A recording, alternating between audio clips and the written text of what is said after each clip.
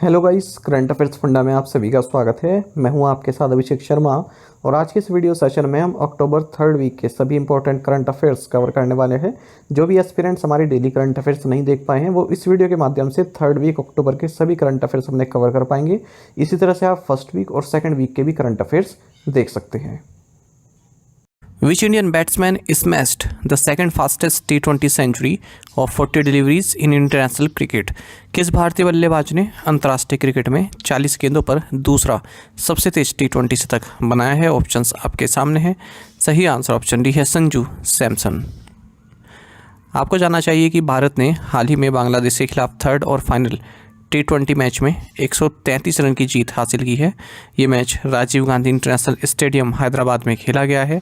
भारत ने 297 स्कोर किया था, बदले में बांग्लादेश 164 पर ही सिमट गई। आपको जानना चाहिए इसमें रवि बिश्नोई यंगेस्ट बॉलर बन गए हैं जिन्होंने 50 T20 विकेट्स लिए भारत के लिए। 24 साल 37 दिन इनकी एज रही और सेकंड जॉइंट फास्टेस्ट भी हैं इस माइलस्टोन तक पहुंचने वाले अर्शदीप सिंह के साथ। संजू सैमसन, आपको बता दें ये सेकंड फास्टेस्ट T20 100 इन्होंने जड़ी है किसी भी इंडियन बैटर के द्वारा और 40 डिलीवरीज में इन्होंने अपनी 100 पूरी की है। इनसे पहले केवल रोहित शर्मा हैं जिन्होंने फास्टेस्ट 100 लगाई हुई है किसी भारतीय बल्लेबाज द्वारा 35 बॉल्स पर श्रीलंका के अगेंस्ट इंदौर 2017 में। Player of the series Hardik Pandya रहे। देखिए, प्लेयर ऑफ द सीरीज़ जानना आपके लिए काफ़ी महत्वपूर्ण रहता है हर सीरीज़ के लिए जो भी भारत की क्रिकेट से संबंधित होती है, क्योंकि ये कई बार एग्जाम में पूछे जाते हैं, बैंक में भी पूछ लेते हैं, एसएससी में भी पूछ लेते हैं। अच्छा, आपको ये भी जानना चाहिए कि जसप्रीत बुमराह को वाइस कैप्टन नामित किया गया है जो टेस्ट सीरीज़ भारत खेलेगा अब न्यूजीलैंड के अगेंस्ट। इससे पहले हमने देखा था कि बांग्लादेश के अगेंस्ट जब टेस्ट सीरीज़ चल रही थी तो विराट कोहली फास्टेस्ट क्रिकेटर बने थे, 27,000 इंटरनेशनल रन्स कंप्लीट करने वाले। केवल 594 इनिंग्स में इन्होंने 27,000 इंटरनेशनल रन्स अपने पूरे कर लिए हैं और सचिन तेंदुलकर का रिकॉर्ड इन्होंने तोड़ा है। सचिन तेंदुलकर ने ये कीर्तिमान 623 इनिंग्स में पूरा किया था।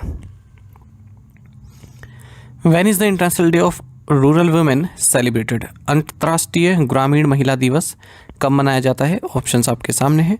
सही आंसर ऑप्शन डी है अक्टूबर 15।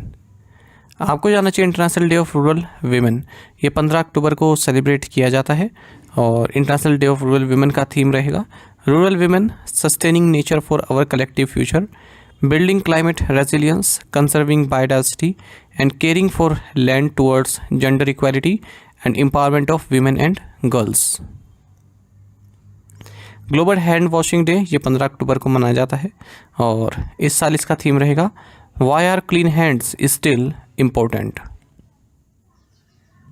वर्ल्ड स्टूडेंट्स डे भी हर साल 15 अक्टूबर को मनाया जाता है। इस दिन बर्थडे होता है हमारे 11th president of India APJ Abdul Kalam ji का।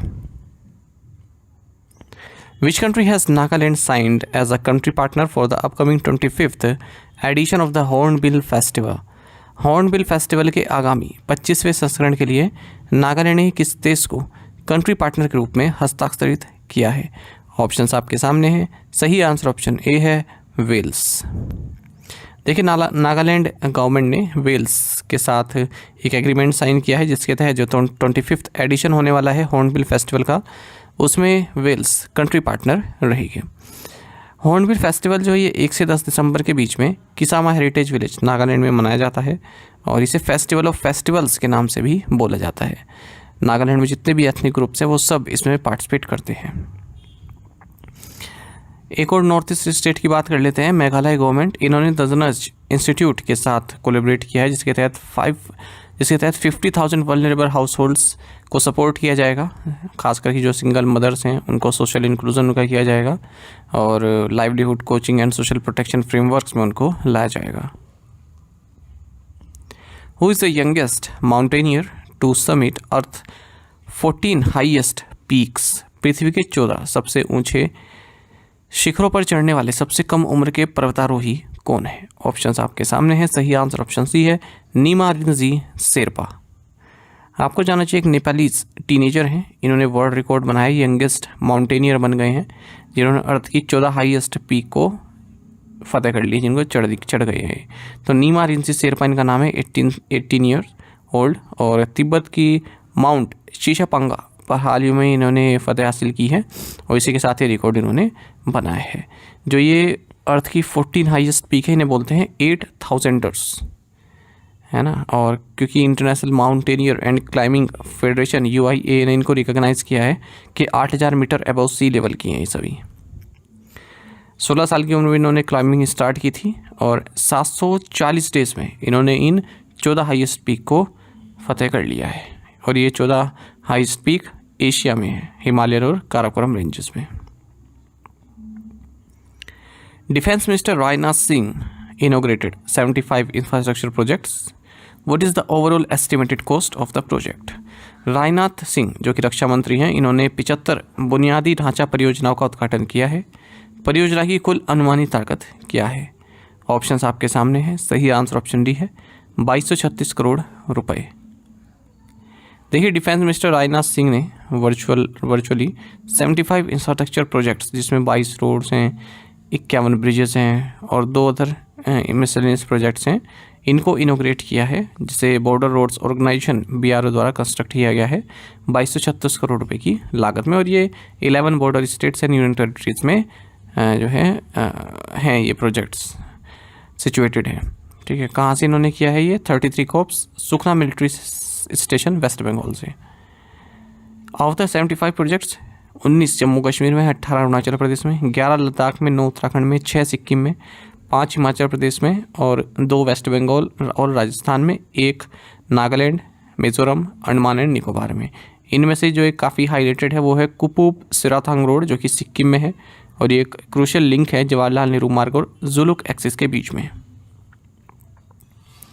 Who was elected as the chairperson of the 77th session of the WHO Regional Committee for Southeast Asia?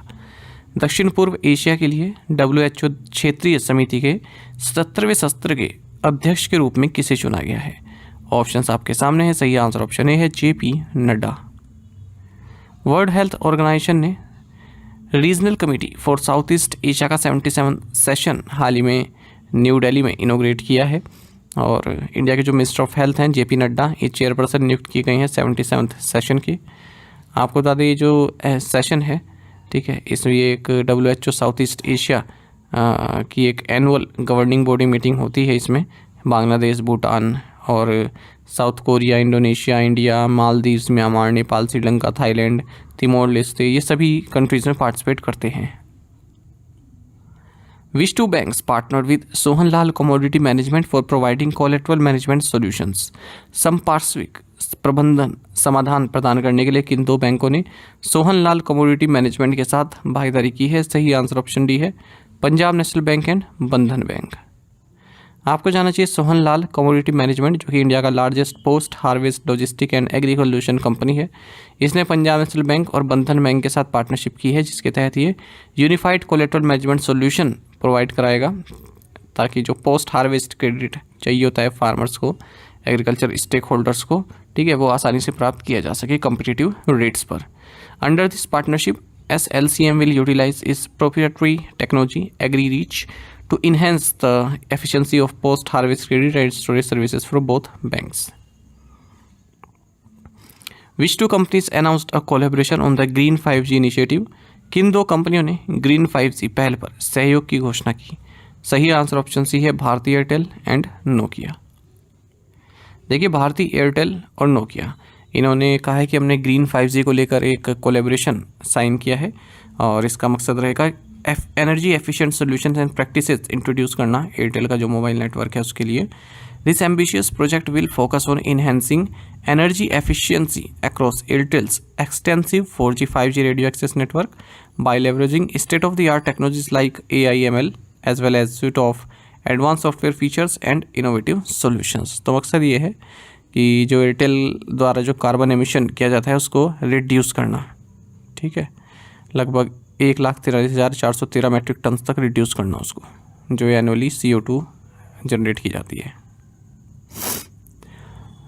Which company recently launched BSE futures and options trading services on its platform? हाल ही में किस कंपनी ने अपने platform पर BSE futures and options trading सेवाएं launch की हैं? सही आंसर ऑप्शन डी है पेटीएम मनी। देखिए, पेटीएम मनी जो कि होली ओन सब्सिडरी है 197 कम्युनिकेशंस की, इसने BSE future and options trading services अपने प्लेटफॉर्म पर लॉन्च किए हैं। अच्छा, और ये ऐसे वक्त पर किए गए हैं जब सेबी द्वारा एक रिपोर्ट आई थी हाल ही में, securities and exchange board of India द्वारा, कि लगभग 93% जो रिटेल ट्रेडर्स हैं उनको एवरेज लॉस 2 लाख रुपए तक का होता है। ठीक है, 2 लाख रुपए तक का हुआ है पिछले 3 फाइनेंशियल ईयर्स में। सेबी रिपोर्ट ने बताया था कि an increase in the loss making individual investors in future and options to 91.1% in financial 24 compare to 89% in financial year 22। जो लॉस मेकिंग इंडिविजुअल इन्वेस्टर्स हैं फ्यूचर एंड ऑप्शंस में, उनकी जो परसेंटेज है वो 91.1% हो गई है। The Bidkin industrial area is located in which Indian state? Bidkin औद्योगिक क्षेत्र किस भारतीय राज्य में स्थित है? सही आंसर ऑप्शन सी है, महाराष्ट्र। प्राइम मिनिस्टर नरेंद्र मोदी ने हाल ही में बिटकिन इंडस्ट्रियल एरिया, जो कि महाराष्ट्र में, इसे राष्ट्र को समर्पित किया। आपको बता दें, जो बिटकिन इंडस्ट्रियल एरिया है ये 7855 एकड़ में है और इसको national industrial corridor development programme NICDP, जो कि दिल्ली मुंबई इंडस्ट्रियल कॉरिडोर का हिस्सा है, इसके तहत बिल्ड किया जा रहा है। तो इस प्रोजेक्ट की टोटल कॉस्ट है वो 6414 करोड़ रुपए की है। 3 फेजेस में इसको डेवलप किया जाएगा। महाराष्ट्र इंडस्ट्रियल टाउनशिप लिमिटेड, जो 5149 पार्टनरशिप में बनी हुई है, महाराष्ट्र इंडस्ट्रियल डेवलपमेंट कॉरपोरेशन और national industrial corridor development and implementation trust के बीच में, ये इस प्रोजेक्ट को देख रही है। प्राइम मिनिस्टर ने साथ ही लाल तिपारा गौशाला, इसको भी इनोग्रेट किया है ग्वालियर मध्य प्रदेश में। यहाँ पर बायो CNG प्लांट भी है।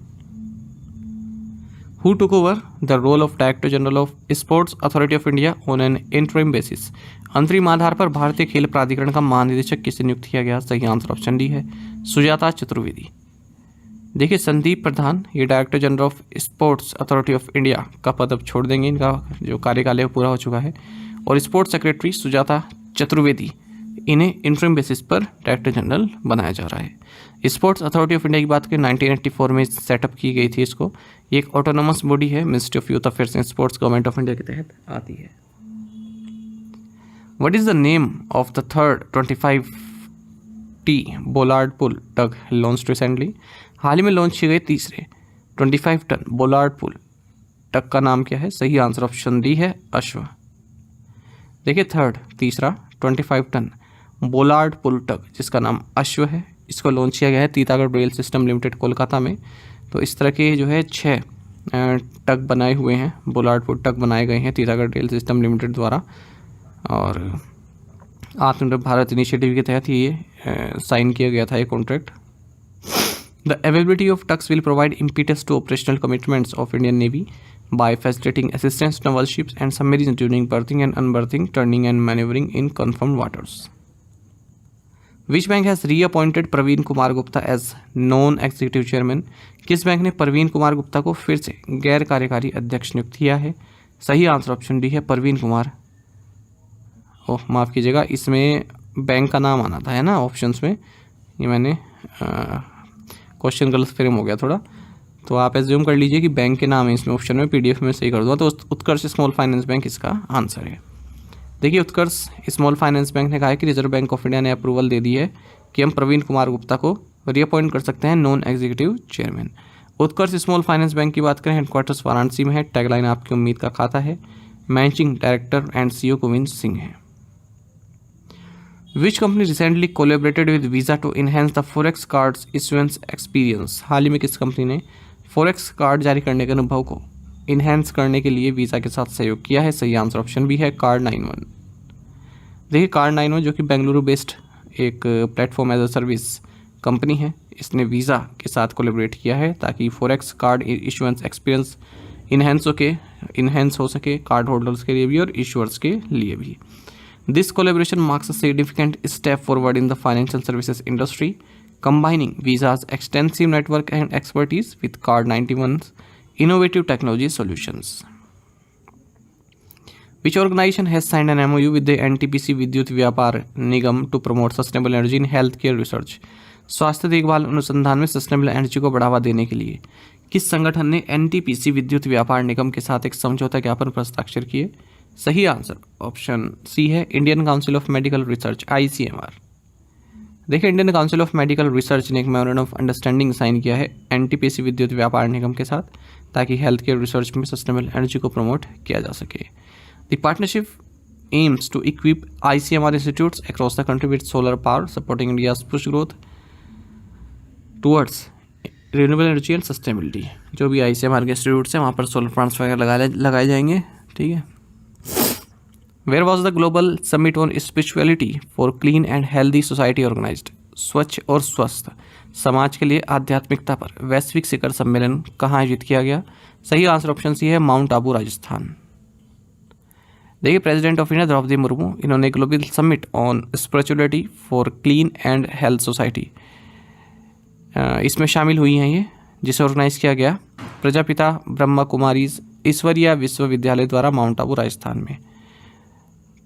जो ये ब्रह्मा कुमारीज हैं, लेखराज कृपलानी द्वारा इसकी स्थापना की गई थी 1930s में। एक स्पिरिचुअल मूवमेंट है that originated in Hyderabad, Sindh. Which institution has partnered with Axis Bank to provide a $500 million loan for green project financing in India? Bharat में हरित परियोजना वित्त पोषण के लिए $500 मिलियन का ऋण प्रदान करने के लिए किस वित्तीय संस्थान ने एक्सिस बैंक के साथ साझेदारी की है? सही आंसर ऑप्शन डी रहेगा, इंटरनेशनल फाइनेंस कॉर्पोरेशन, IFC। देखिए, इंटरनेशनल फाइनेंस कॉर्पोरेशन जो कि सॉफ्ट वन विंडो है वर्ल्ड बैंक की, इसने एक्सिस बैंक के साथ पार्टनरशिप की है, जिसके तहत $500 मिलियन का लोन प्रोवाइड किया जाएगा to develop a blue finance market and clean and green projects को फाइनेंस करने के लिए भारत में। तो IFC का फर्स्ट एवर ब्लू इन्वेस्टमेंट है भारत में। आपको बता दें, ब्लू फाइनेंस मतलब जैसे मैरीन इकोसिस्टम रिस्टोरेशन से संबंधित प्रोजेक्ट्स हो गए, सस्टेनेबल शिपिंग से संबंधित हो गए, रिन्यूएबल एनर्जी से संबंधित हो गए, ऐसे प्रोजेक्ट्स को फाइनेंस करना। जो IFC है वर्ल्ड बैंक ग्रुप का मेंबर है, headquarters of Washington DC, United states में। स्थापना 1956 में इसकी हुई थी। Which city has been named the UNESCO World Book Capital for 2026? किस शहर को 2026 के लिए यूनेस्को विश्व पुस्तक राजधानी नामित किया गया है? ऑप्शंस आपके सामने हैं। सही आंसर ऑप्शन ए है रबात। आपको जाना चाहिए रबात, जो कि मोरक्को की कैपिटल है, राजधानी है। इसे UNESCO world book capital for 2026 नामित किया गया है। और world book and copyright day जो कि 23 अप्रैल 2026 को मनाया जाएगा, तो उस दिन से ये जो रबात द्वारा जो ईयर लॉन्ग कॉमेमोरेशन है या फिर सेलिब्रेशन है इस बात को लेकर, वो स्टार्ट हो जाएगा। आपको बता दें, रबात 26th सिटी है जिसे ये वर्ल्ड बुक कैपिटल का टाइटल दिया गया है, और 5th अफ्रीकन सिटी है जिसे सम्मान मिला है। इससे पहले अलेक्जेंड्रिया, पोर्ट हारकोर्ट, कोनाक्री और एक्रा को भी वर्ल्ड बुक कैपिटल नामित किया जा चुका है। यूनेस्को ने साल 2001 में world book capital programme establish किया था और Madrid first world book capital city है। 2001 में ही नामित किया गया था मैड्रिड को। प्रीवियस वर्ल्ड बुक कैपिटल्स देख लेते हैं। 2023 में एक्रा, घाना, 2024 में स्ट्रासबर्ग, फ्रांस, और 2025 में रियो डी जेनेरियो, ब्राज़ील। तो अब आपको क्या है, जैसे कोई सिटी नामित हुई है या फिर कोई महत्वपूर्ण समिट नामित हुई है 2025 में या 26 में, तो उससे स्टार्टिंग के दो भी आपको देखने, क्योंकि आजकल एग्ज़ाम में ट्रेंड इसी तरह का बन रहा है। जैसे COP है तो COP 29 कहाँ हो रही है, 28 कहाँ हुई, और COP 30 कहाँ पर होगी, इस तरह से। और जैसे SCO समिट है, ये इस साल कहाँ हो रही है, पिछले साल कहाँ हुई और अगले साल कहाँ पर होगी, ये आपको देखना होगा। ब्रिक्स की समिट हो गई, आसियान समिट हो गई, तो इस तरह का ट्रेंड बन रहा है आजकल एग्ज़ाम में कि आगे पीछे की भी समिट पूछी जाती है। When is world food day celebrate every year? प्रत्येक वर्ष विश्व खाद्य दिवस कब मनाया जाता है? ऑप्शंस आपके सामने हैं। सही आंसर ऑप्शन सी है अक्टूबर 16।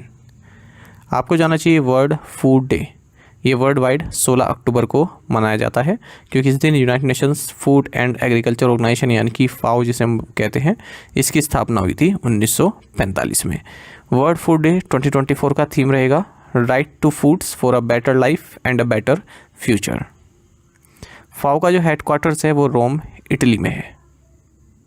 मोटो है let there be bread. World anaesthesia day ये 16 अक्टूबर को मनाया जाता है और इसका थीम रहेगा workforce wellbeing. What is India's rank in the 2024 global hunger index GHI? 2024 से ग्लोबल हंगर इंडेक्स में भारत का स्थान क्या है? ऑप्शंस आपके सामने हैं। सही आंसर ऑप्शन बी है 105। देखिए भारत की जो रैंक है out of 127 countries global 100 index 2024 में ये 105वीं है। आपको बता दें ये 19वां एडिशन है ग्लोबल 100 इंडेक्स का, और भारत का जो स्कोर है ये 27.3 है। और भारत में जो हंगर का लेवल है, जो भूख का लेवल है, जो भूखमरी का, वो सीरियस बताया गया है इसमें। हालांकि 2023 में भारत की रैंक 11वीं थी, ठीक है, तो भारत ने 6 प्लेसेस से अपनी रैंकिंग सुधारी है। आपको बता दें भारत उन 42 कंट्रीज़ में है जो सीरियस कैटेगरीज में आती हैं। पाकिस्तान और अफ़गानिस्तान भी इसमें है, और जो अदर साउथ एशियन नेबर्स जैसे बांग्लादेश, नेपाल, श्रीलंका, इन्होंने काफ़ी अच्छा GHI स्कोर अपना शो किया है और ये मॉडरेट कैटेगरी में है। तो यहाँ से क्वेश्चन बन सकता है, ऐसे आ सकता है कि भारत बांग्लादेश, नेपाल और श्रीलंका के साथ सीरियस कैटेगरी में है, तो ये तो रॉन्ग हो जाएगा क्योंकि बांग्लादेश, नेपाल और श्रीलंका किस में है, मॉडरेट कैटेगरी में है। अगर क्वेश्चन में आए कि भारत पाकिस्तान और अफगानिस्तान के साथ सीरियस कैटेगरी में है, तब आपको सही करना होगा। आपको बता दें जो GHI है ये एक टूल है, ठीक है, जिसमें हम हंगर को मेजर करते हैं ग्लोबल, रीजनल और नेशनल लेवल्स पर।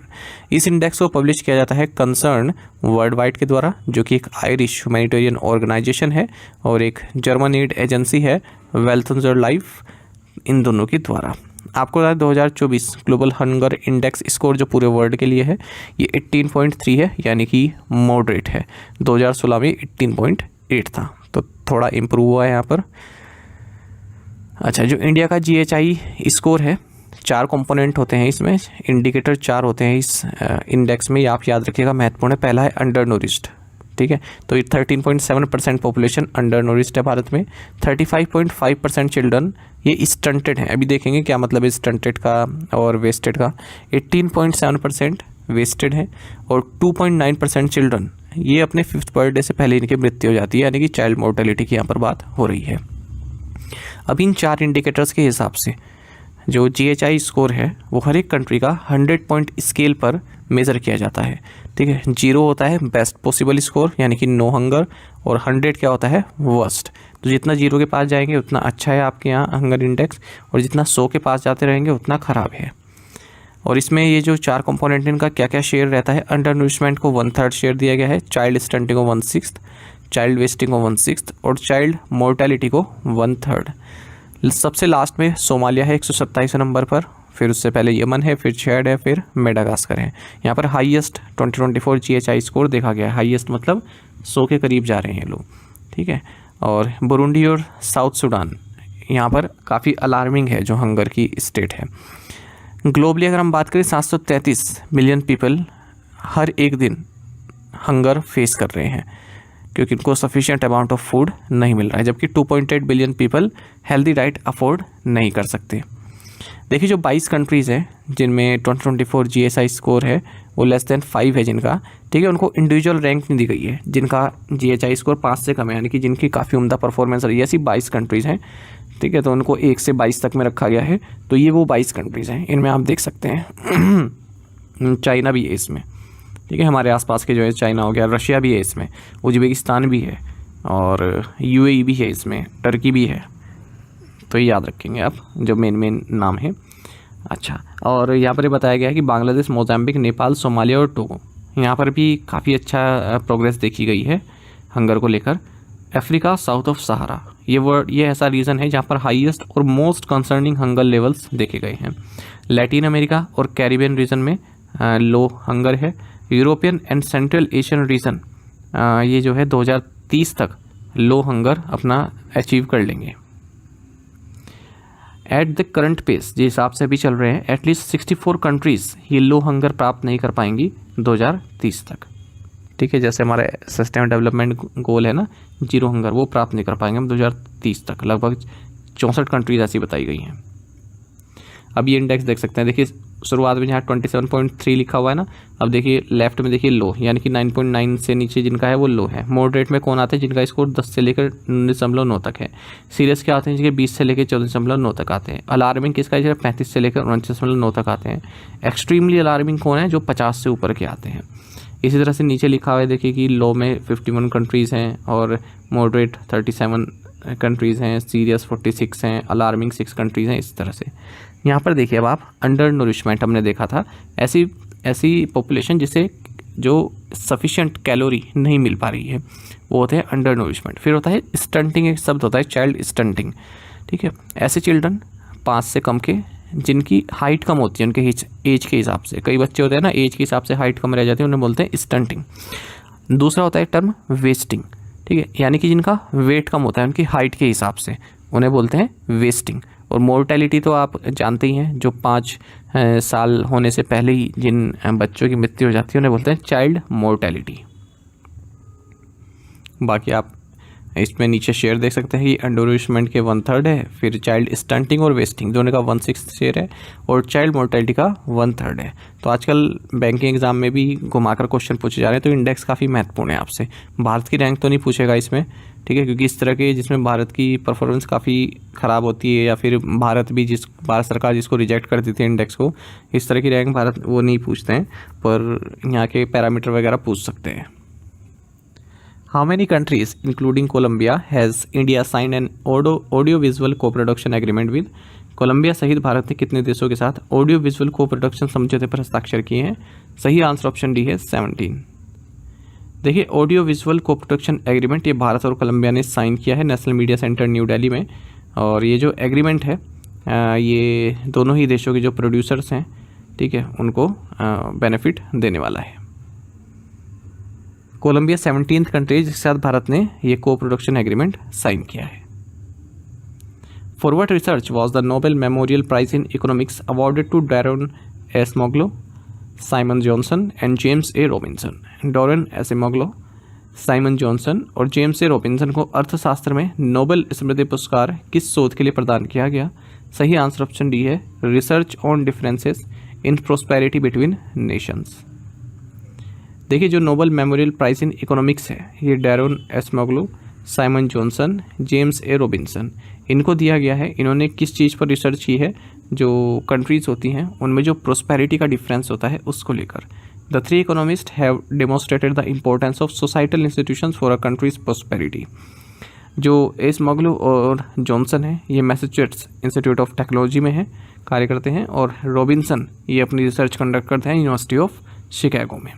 आपको जानना चाहिए इकोनॉमिक्स प्राइज़ है, इसे फॉर्मली हम बोलते हैं bank of Sweden price in economic sciences in memory of Alfred Nobel. इसकी स्थापना 1968 में हुई थी, और जो अल्फ्रेड नोबेल हैं इनकी मेमोरी में दिया जाता है। इन्होंने डायनामाइट इन्वेंट किया था, और जो 5 नोबेल प्राइजेस हैं वो इस्टेब्लिश किए थे, स्वीडन के थे ये। अच्छा, आपको ये बता दें, इसको प्योर नोबेल प्राइज़ तो नहीं बोला जाता टेक्निकली, ठीक है, लेकिन ये बाकी जो नोबेल प्राइज़ है उनके साथ ही दिया जाता है 10 दिसंबर को, जो कि नोबेल की डेथ एनिवर्सरी होती है, ठीक है। 1896 में उनकी डेथ हो गई थी, और इसमें जो नोबेल प्राइज़ में डिप्लोमा, गोल्ड मेडल और $1 मिलियन लमसम अमाउंट दिया जाता है। Who is India's high commissioner to Canada who was withdrawn by India on October 14, 2024? Canada में भारत के उच्चायुक्त कौन है जिन्हें भारत ने 14 अक्टूबर 2024 को वापस बुला लिया? सही आंसर ऑप्शन बी है संजय कुमार वर्मा। देखिए, भारत ने 14 अक्टूबर 2024 को डिसाइड किया है कि हम अपने हाई कमिश्नर जो संजय कुमार वर्मा हैं उन्हें विड्रॉ कर रहे हैं, और भी जो सीनियर डिप्लोमेट्स हैं कनाडा में उन्हें भी वापस बुला रहे हैं। इसी के साथ भारत ने जो 6 कैनेडियन डिप्लोमेट्स हैं उनको भी बाहर कर दिया है, बाहर मतलब एक्सपेल कर दिया है। ये इस वजह से हुआ क्योंकि कनाडा की गवर्नमेंट ने कहा है कि जो 6 इंडियन ऑफिशियल्स हैं वो जो जून 2023 में जो किलिंग हुई थी प्रो खालिस्तान लीडर हरदीप सिंह निज्जर की ब्रिटिश कोलंबिया में, उसमें शामिल थे। तो इसी बात से जो है भारत ने इनकार किया है, और भारत ने अपना एंगर जो है गुस्सा जाहिर किया है, डिसअपॉइंटमेंट जो यहाँ पर बताया है, और कनाडा के जो है 6 डिप्लोमेट्स को एक्सपेल कर दिया है। हु वोन संघाई मास्टर्स सिंगल्स टाइटल? संघाई मास्टर्स एकल खिताब किसने जीता? सही आंसर ऑप्शन सी है जैनिक सिनर।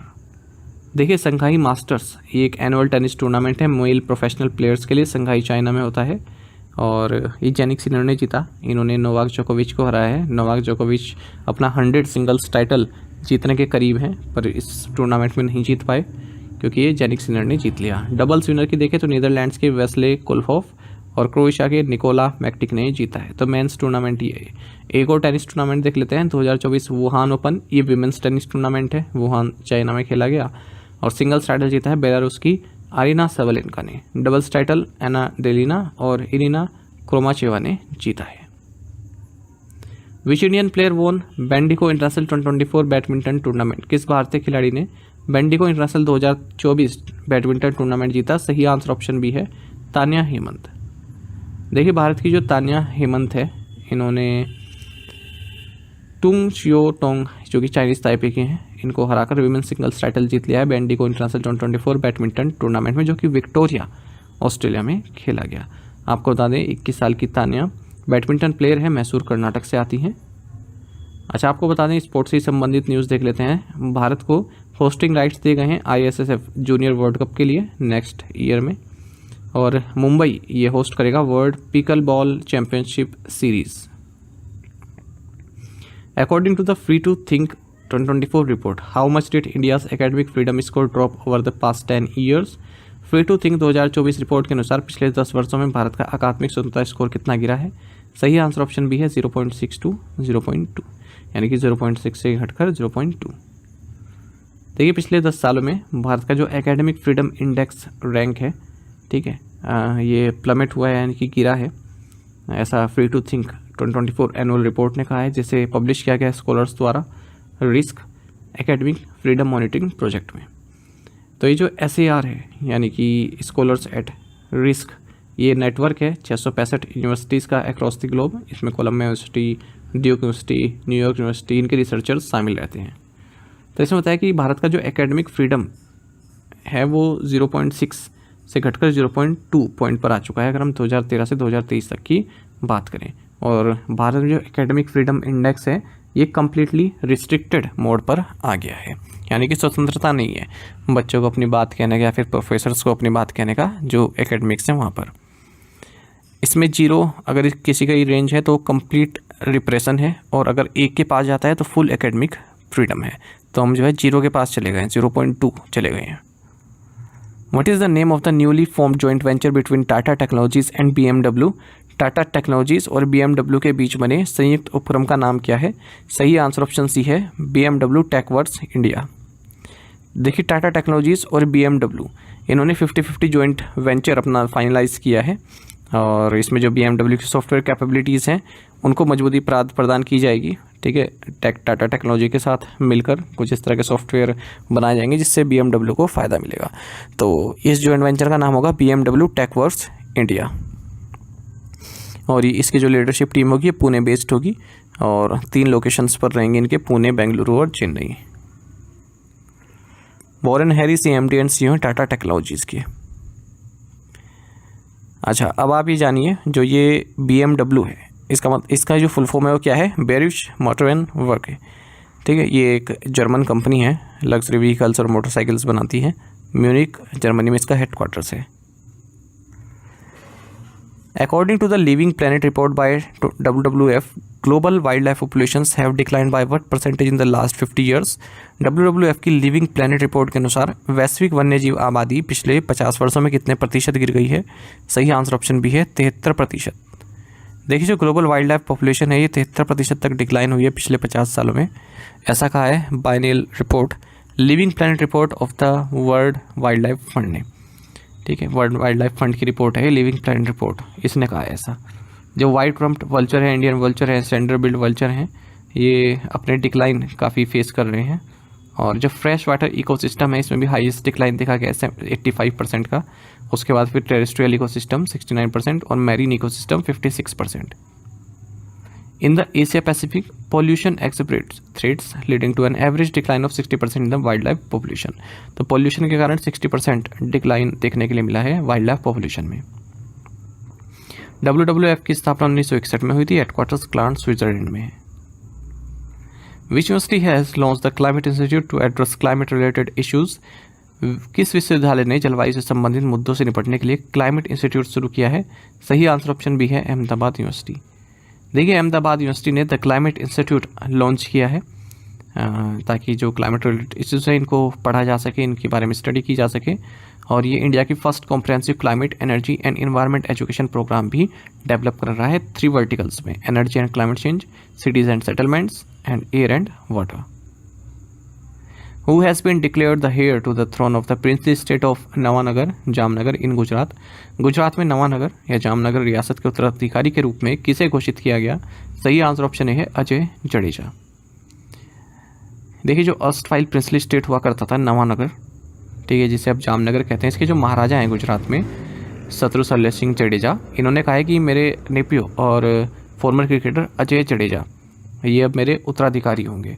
ठीक है, तो यहाँ का जो थ्रोन है उस पर अब अजय जडेजा काबिज होंगे और दशहरा पर यह घोषणा की गई है। तो जडेजा आप क्या होंगे? नए जाम साहब होंगे, यानी कि टिटुलर हेड ऑफ जामनगर, यानी कि कहने के हेड होंगे जामनगर के अजय जडेजा। ठीक है, और 53 साल के क्रिकेटर ये, और 196 वनडे इंटरनेशनल खेल चुके हैं भारत के लिए। 15 टेस्ट मैचेस खेल चुके हैं 1992 से 2000 के बीच में, और जामनगर की जो रॉयल फैमिली है उससे बिलोंग करते हैं। शत्रु शैलेश सिंह जडेजा ये कज़न है दौलत सिंह जी जडेजा के, जो कि ये जडेजा के फादर रह चुके हैं और 3 टाइम मेंबर ऑफ पार्लियामेंट रह चुके हैं जामनगर से 1971-1984 के बीच में।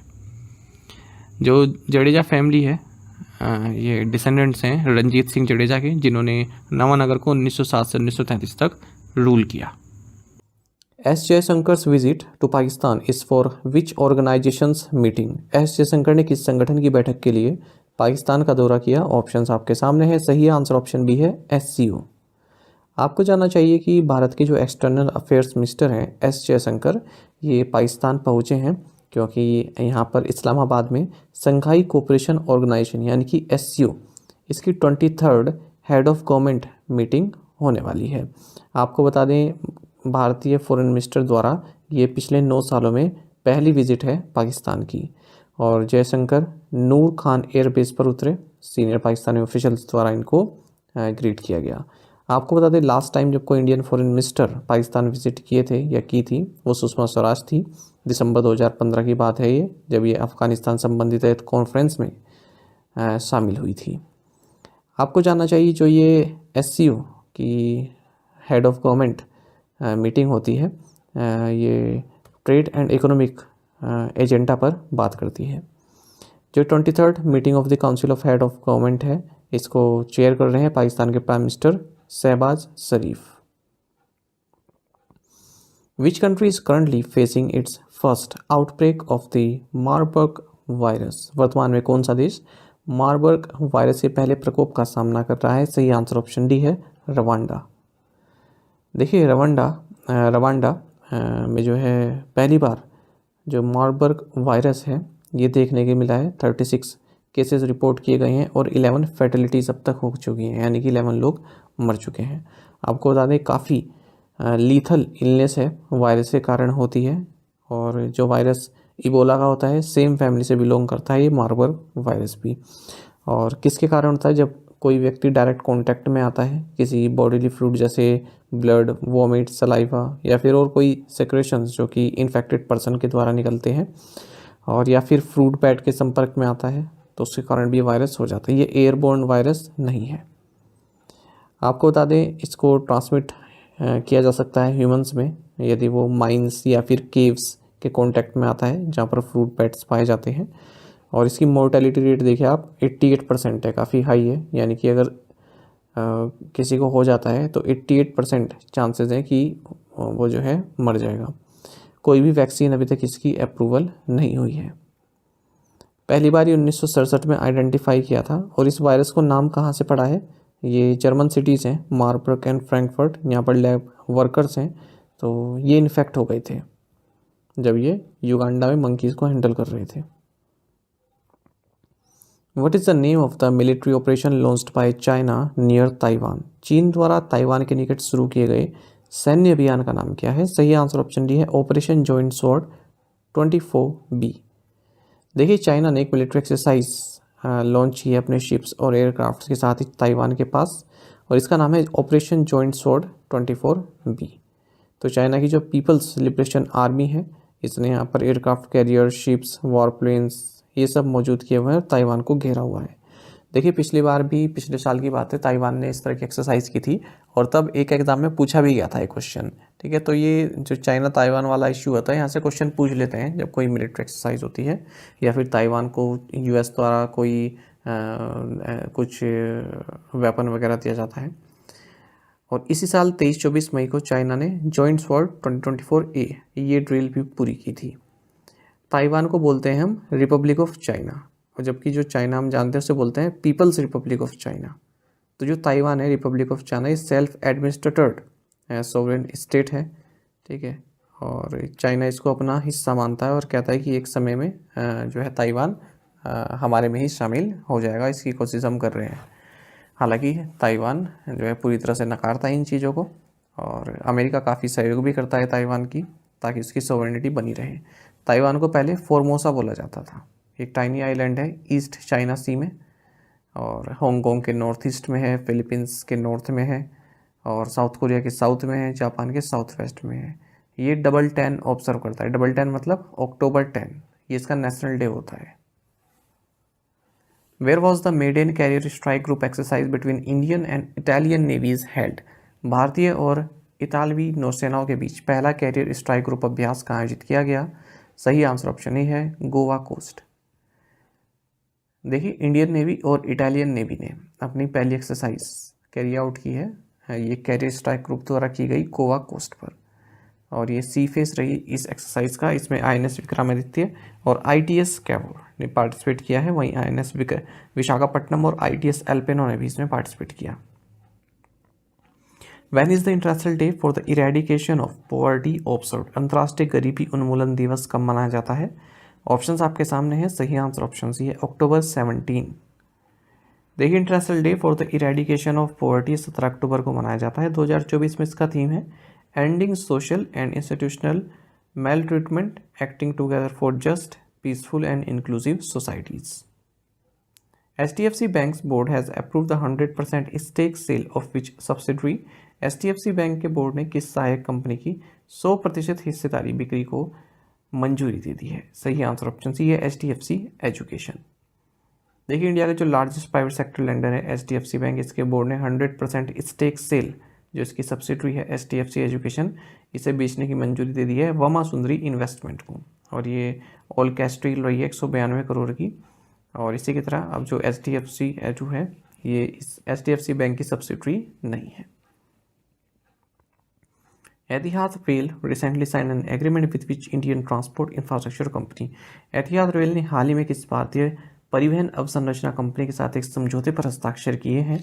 सही आंसर ऑप्शन है, राइट्स। देखिए, UAE national rail networks developer and operator Etihad rail, और जो हमारे भारत का है राइट्स, इन्होंने एक एग्रीमेंट साइन किया है ताकि UAE में जो रेलवेज और इससे संबंधित इंफ्रास्ट्रक्चर सर्विसेज हैं उनको डेवलप किया जा सके। The partnership aims to leverage the strengths of both entities to explore collaborative opportunities in rolling stock supply lease, rolling stock repair, consulting and project management for railway projects. By what percentage has the average monthly income of rural households grown between 2016-17 and 2021-22 पर नाबार्ड सर्वे? नाबार्ड सर्वेक्षण के अनुसार 2016-17 और 2021-22 के बीच ग्रामीण परिवारों की औसत मासिक आय कितने प्रतिशत बढ़ी है? सही आंसर ऑप्शन बी है, 57.6%। देखिए, जो एवरेज मंथली इनकम है रूरल हाउस होल्ड्स की, ये लगभग 57.6% तक बढ़ गई है अगर हम 2016-17 से लेकर 2021-22 की बात करें। ऐसा कहा है second all India rural financial inclusion survey, जो कि नाबार्ड द्वारा कंडक्ट किया गया। इसमें भी बताया गया इस टाइम पीरियड में जो एवरेज मंथली इनकम है ये 8,059 रुपये बढ़ी है, मतलब 8,059 रुपये से बढ़कर 12,698 रुपये हो गई है। और जो एवरेज मंथली एक्सपेंडिचर है ये भी बढ़ा है, पहले 6600 रुपये था, अभी 11,200 रुपये हो चुका है। सर्वे में ये भी कहा गया है कि फाइनेंशियल सेविंग्स भी बढ़ी है लोगों की, और जहाँ 9100 रुपीज़ सेविंग की जाती थी वहीं अब 13,200 रुपीज़ की सेविंग की जा रही है।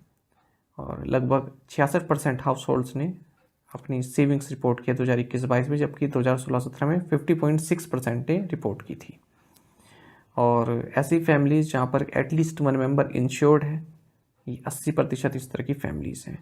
पहले कितनी थी? 25.5%। Average size of land holding ये श्रैंक हुआ है, घटा है, 1.01 हेक्टेयर से घटकर 0.74 हेक्टेयर्स हो गया है 5 साल के पीरियड में। पेंशन कवरेज इंप्रूव हुआ है, 19% से बढ़कर 23.5% हो गया है हाउस होल्ड्स के लिए। और जो आउटस्टैंडिंग डेट है ये भी बढ़ा है, 47% से बढ़कर 52% हो गया 2021-22 में। What is the name of the portable multi-target detonation device launched by Army Chief General Upendra Dwivedi in Gangtok? Gangtok में सेना प्रमुख जनरल उपेंद्र द्विवेदी द्वारा लॉन्च किए गए portable multi target detonation device का नाम क्या है? सही आंसर ऑप्शन बी है अग्नि अस्त्र। देखिए, army chief general Upendra Dwivedi इन्होंने अग्नि अस्त्र, जो कि एक portable multi target detonation device है, इसको लॉन्च किया है आर्मी कमांडर्स कॉन्फ्रेंस गैंगटॉक में। इस डिवाइस को डेवलप किया है मेजर राजा प्रसाद RS ने, जो कि इंडियन आर्मी के कॉर्प्स ऑफ इंजीनियर्स से हैं। और ये micro processor based electronic device है, जो कि वायर्ड और वायरलेस दोनों ही मोड में कार्य कर सकता है। 2.5 किलोमीटर तक की इसकी रेंज है। Who has been appointed as the Chief Executive Officer of Government E-Marketplace on additional charge? अतिरिक्त प्रभार पर सरकारी ई मार्केट के मुख्य कार्यकारी अधिकारी के रूप में किसे नियुक्त किया गया? सही आंसर ऑप्शन बी है एल सत्य श्रीनिवास। एल सत्य श्रीनिवास इन्हें चीफ एग्जीक्यूटिव ऑफिसर अपॉइंट किया गया है गवर्नमेंट ई मार्केट प्लेस का एडिशनल चार्ज पर। इनसे पहले इस पद पर प्रशांत कुमार सिंह थे, जो कि अब ministry of new and renewable energy में सेक्रेटरी अपॉइंट हो गए हैं। बात करें अगर हम गवर्नमेंट ई मार्केट प्लेस की, तो ये ऑनलाइन प्लेटफॉर्म है पब्लिक प्रोक्योरमेंट के लिए। 9 अगस्त 2016 को इसको लॉन्च किया गया था ministry of commerce and industry government of India के द्वारा। और इसकी ओनर कौन है? GMSPV स्पेशल पर्पस व्हीकल, जो कि 100% government owned non profit company है ministry of commerce and industries government of India के तहत। How much grant funding have the US and India announced for joint research projects in AI and quantum technologies?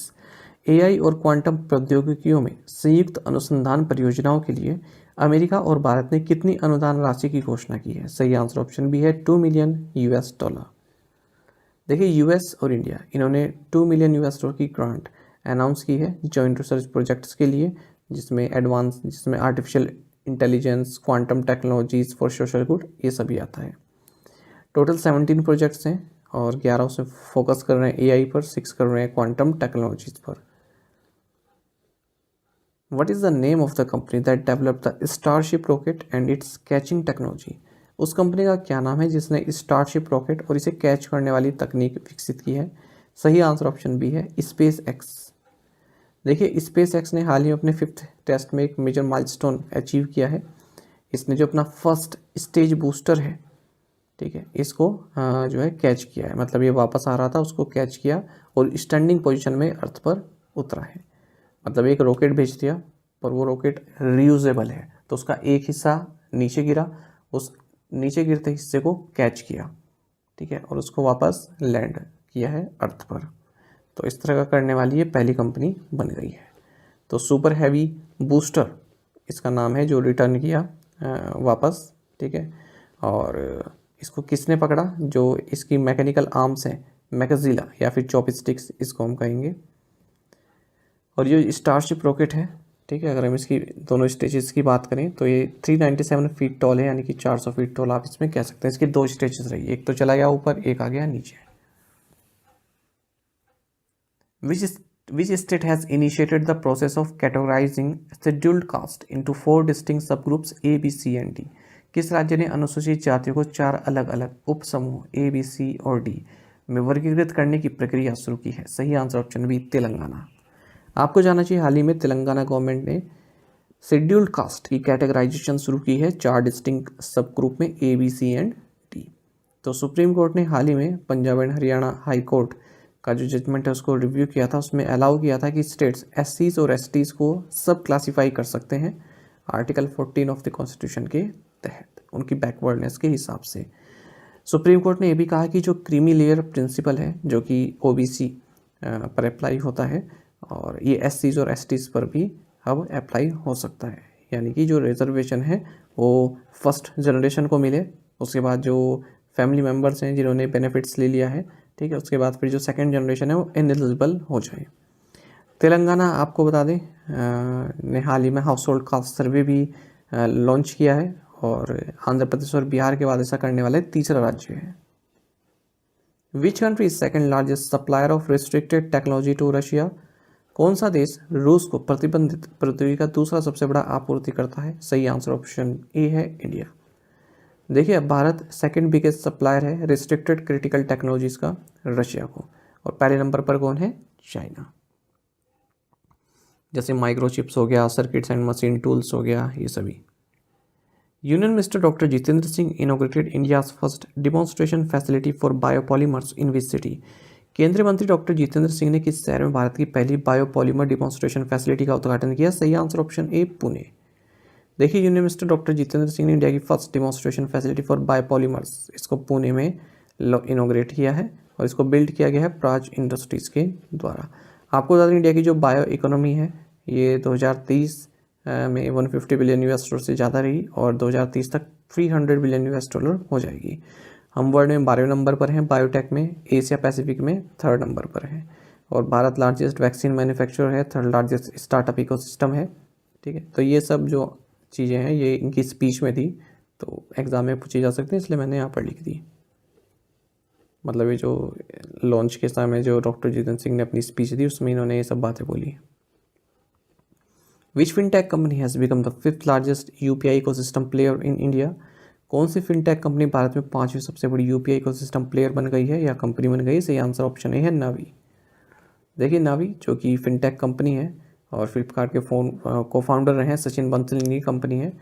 ये India की 5th largest ecosystem player बन गई है UPI के क्षेत्र में और 120.41 मिलियन ट्रांजैक्शंस जो कि 6549 करोड़ रुपए के हैं सितंबर में, वो इसने रिपोर्ट की है और UPI में इसका मार्केट शेयर 0.8% है। बेंगलुरु बेस्ड कंपनी है ये और अमेज़ॉन पे का जो UPI वॉल्यूम है, ठीक है, उसको इसने सरपास किया है और 4th पोजीशन पर क्रेड है। फ़ोन पे जो है पहले नंबर पर है, आप सभी जानते हैं, फिर गूगल पे और पेटीएम आते हैं। How many central public sector enterprises in India have Maharatna status including HAL सहित भारत में कितने केंद्रीय सार्वजनिक क्षेत्र उद्यमों को महारत्न का दर्जा प्राप्त है? सही आंसर ऑप्शन सी है, 14।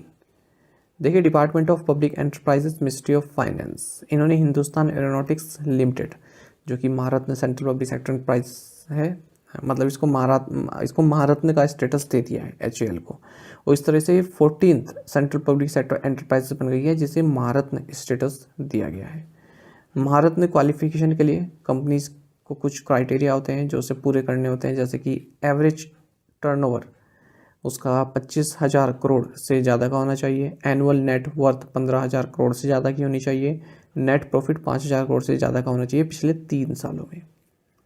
और अगर हम नवरत्न स्टेटस की बात करें तो जो जिन नवरत्न स्टेटस मिल जाता है उनके पास ये स्वतंत्रता रहती है कि वो 1,000 करोड़ या फिर 15% ऑफ देयर नेटवर्थ किसी सिंगल प्रोजेक्ट में लगा सकते हैं। गवर्नमेंट की अप्रूवल की उसमें नीड नहीं होती है।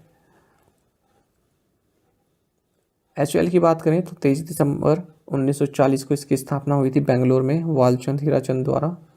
Who took over as the 26th Director General of the Indian Coast Guard? भारतीय तटरक्षक बल के 26वें महानिदेशक के रूप में किसने पदभार संभाला? ऑप्शंस आपके सामने हैं। सही आंसर ऑप्शन डी है, शिवमणि परमेश। आपको जानना चाहिए शिवमणि परमेश ये कोस्ट गार्ड के 26th डायरेक्टर जनरल नियुक्त हुए हैं और इससे पहले इन्हें एडिशनल चार्ज दिया गया था कोस्ट गार्ड डायरेक्टर जनरल का ही अगस्त 2024 में, जब इस पद पर राकेश पाल थे, पर उनका कार्डियक अरेस्ट के कारण निधन हो गया था। The Maharashtra assembly election will be held on November 20। How many seats does the assembly have? Maharashtra विधानसभा चुनाव 20 नवंबर को होंगे। इस विधानसभा में कितनी सीटें हैं? ऑप्शंस आपके सामने हैं। सही आंसर ऑप्शन डी है, 288, 288। आपको जाना चाहिए महाराष्ट्र असेंबली इलेक्शन जहाँ पर 288 सीट्स के लिए इलेक्शन होने हैं, ये नवंबर 20 को होंगे, ऐसा इलेक्शन कमीशन ऑफ इंडिया ने अनाउंस किया है। झारखंड जहाँ पर 81 सीट्स पर इलेक्शन होंगे, ये 2 फेजेस में होंगे। पहला तो है 43 कॉन्स्टिट्यूंसीज़ में होंगे 13 नवंबर को और 38 कॉन्स्टिट्यूंसीज़ में होंगे 20 नवंबर को, और दोनों ही असेंबलीज़ के लिए जो वोट काउंटिंग होगी वो 23 नवंबर को होगी। आपको बता दें बाई इलेक्शंस भी होने वाले हैं। बाई इलेक्शंस मतलब जहाँ पर कोई चुना हुआ नेता किसी की डेथ हो जाती है या फिर कोई अपनी सीट छोड़ देता है तो वहाँ पर दोबारा इलेक्शंस होते हैं। तो ये बाई इलेक्शंस 15 स्टेट्स में होने वाले हैं, 48 असेंबली सीट्स और 2 पार्लियामेंट्री कॉन्स्टिट्यूंसीज़ के लिए। इनमें से एक वायनाड पार्लियामेंट्री सीट भी है जो कि इस लोकसभा चुनाव में कांग्रेस लीडर राहुल गांधी द्वारा जीती गई थी, पर वो 2 सीट से लड़े थे, रायबरेली से भी और वायनाड से भी। तो रायबरेली उन्होंने अपने पास रखा है और वायनाड को छोड़ दिया है। और महाराष्ट्र की एक नांदेड़ सीट है जो कि खाली हो चुकी है, क्योंकि यहाँ पर जो कांग्रेस एमपी थे वसंतराव बलवंतराव चौहान, इनकी डेथ हो चुकी है। अब जैसे ही अनाउंसमेंट होती है इलेक्शन डेट्स की, तभी model code of conduct effective हो जाता है। Who has been recommended by the chief justice D Y. Chandrachud to be the 51st chief justice of India. भारत के 51वें मुख्य न्यायाधीश के रूप में मुख्य न्यायाधीश डी.वाई. चंद्रचूड़ ने किसके नाम की सिफारिश की? सही आंसर ऑप्शन डी है जस्टिस संजीव खन्ना। आपको जानना चाहिए chief justice of India D.Y.. Chandrachud, इन्होंने जस्टिस संजीव खन्ना इनका नाम रिकमेंड किया है 51st chief justice of India के लिए। आपको बता दें जो चीफ जस्टिस चंद्रचूड़ हैं ये 10 नवंबर को रिटायर हो रहे हैं। तो justice Sanjeev Khanna next chief justice of India होंगे, ठीक है, और सीनियरिटी बेसिस पर, और ये भी रिटायर होंगे 13 मई 2025 को। जन्म इनका 1960 में हुआ था और ये बार काउंसिल ऑफ दिल्ली में एज एन एडवोकेट 1983 में एनरोल हुए थे और सुप्रीम कोर्ट के जज बने 2019 में 18 जनवरी। What is the name of first ship of multipurpose vessel project launched in Kattupalli? Kattupalli में लॉन्च किए गए बहुउद्देश्य पोत परियोजना के पहले जहाज का नाम क्या है? ऑप्शंस आपके सामने है। सही आंसर ऑप्शन डी है समर्थक। देखिए 2 मल्टीपर्पज वेसल प्रोजेक्ट बनाए जा रहे हैं लॉर्डसन एंड टोरबक शिपयार्ड के द्वारा इंडियन नेवी के लिए। तो उनमें से जो फर्स्ट शिप है वो लॉन्च कर दिया गया है कट्टुपल्ली तमिलनाडु में, और इस पूरे सेरेमनी की अध्यक्षता की है एडमिरल दिनेश के त्रिपाठी जो कि चीफ ऑफ नेवल स्टाफ है। शिप का नाम है समर्थक, जिसका मतलब होता है सपोर्टर। आपको बता दें ये जो मल्टीपर्पज़ वेसल प्रोजेक्ट्स हैं यानी कि MPVs, ये शिप को टो कर सकते हैं, ठीक है, यानी कि इसको खींच कर ले जा सकते हैं और अलग अलग तरह के इसमें कार्य हो सकते हैं। जैसे इसमें इंडिजिनियस ट्रायल प्लेटफॉर्म के लिए इसमें इंडिजिनियस वेपन्स भी लगे हैं, सेंसर्स भी लगे हैं, और मैक्सिमम स्पीड ये 15 नॉट्स की प्राप्त कर सकते हैं। 106 मीटर्स लॉन्ग है, 16.8 मीटर्स वाइड है। Who is set to take over as the managing director and CEO of Bandhan bank? Bandhan bank के प्रबंध निदेशक और CEO के रूप में किसे नियुक्त किया गया है? ऑप्शंस आपके सामने है। सही आंसर ऑप्शन सी है पार्थ प्रतिम सेनगुप्ता। देखिए पार्थ प्रतिम सेनगुप्ता जो कि former Indian overseas bank managing director हैं, ये बंधन बैंक के मैनेजिंग डायरेक्टर और चीफ एग्जीक्यूटिव ऑफिसर होने वाले हैं।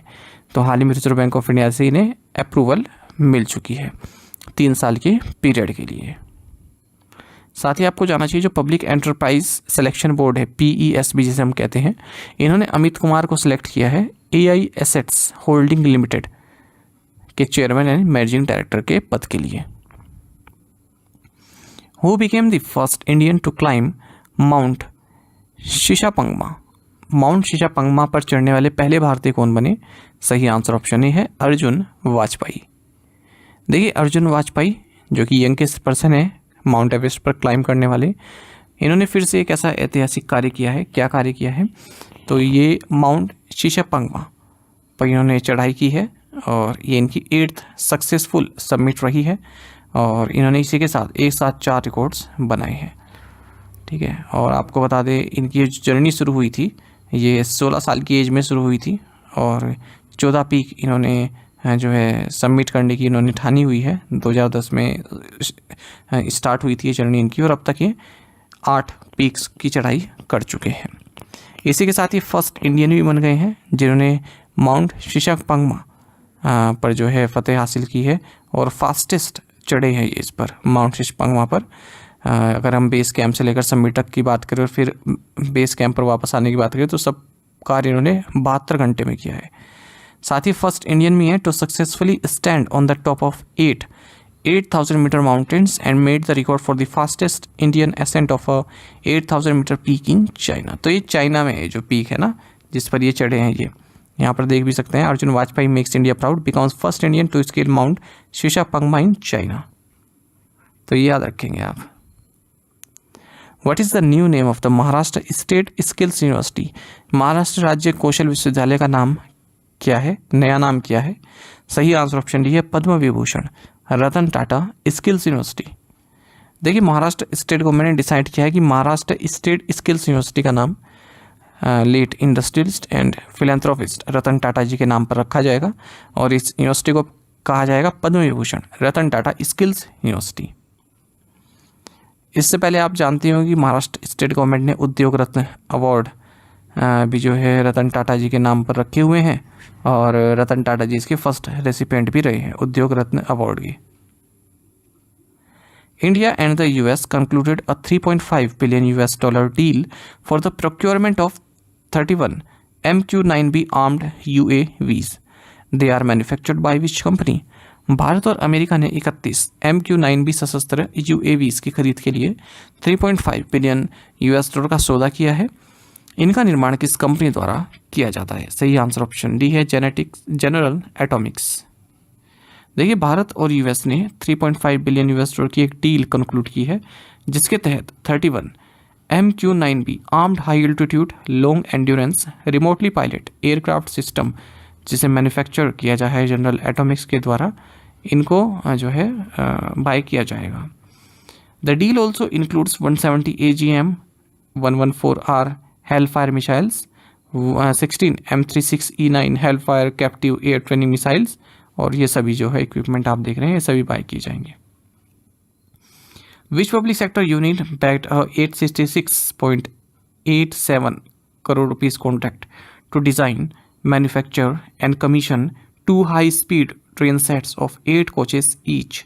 किस सार्वजनिक क्षेत्र इकाई को 8 कोचों वाले 2 हाई स्पीड ट्रेन सेटों के डिजाइन, निर्माण और कमीशनिंग के लिए 866.87 करोड़ रुपए का अनुबंध प्राप्त हुआ? सही आंसर ऑप्शन सी है BEML।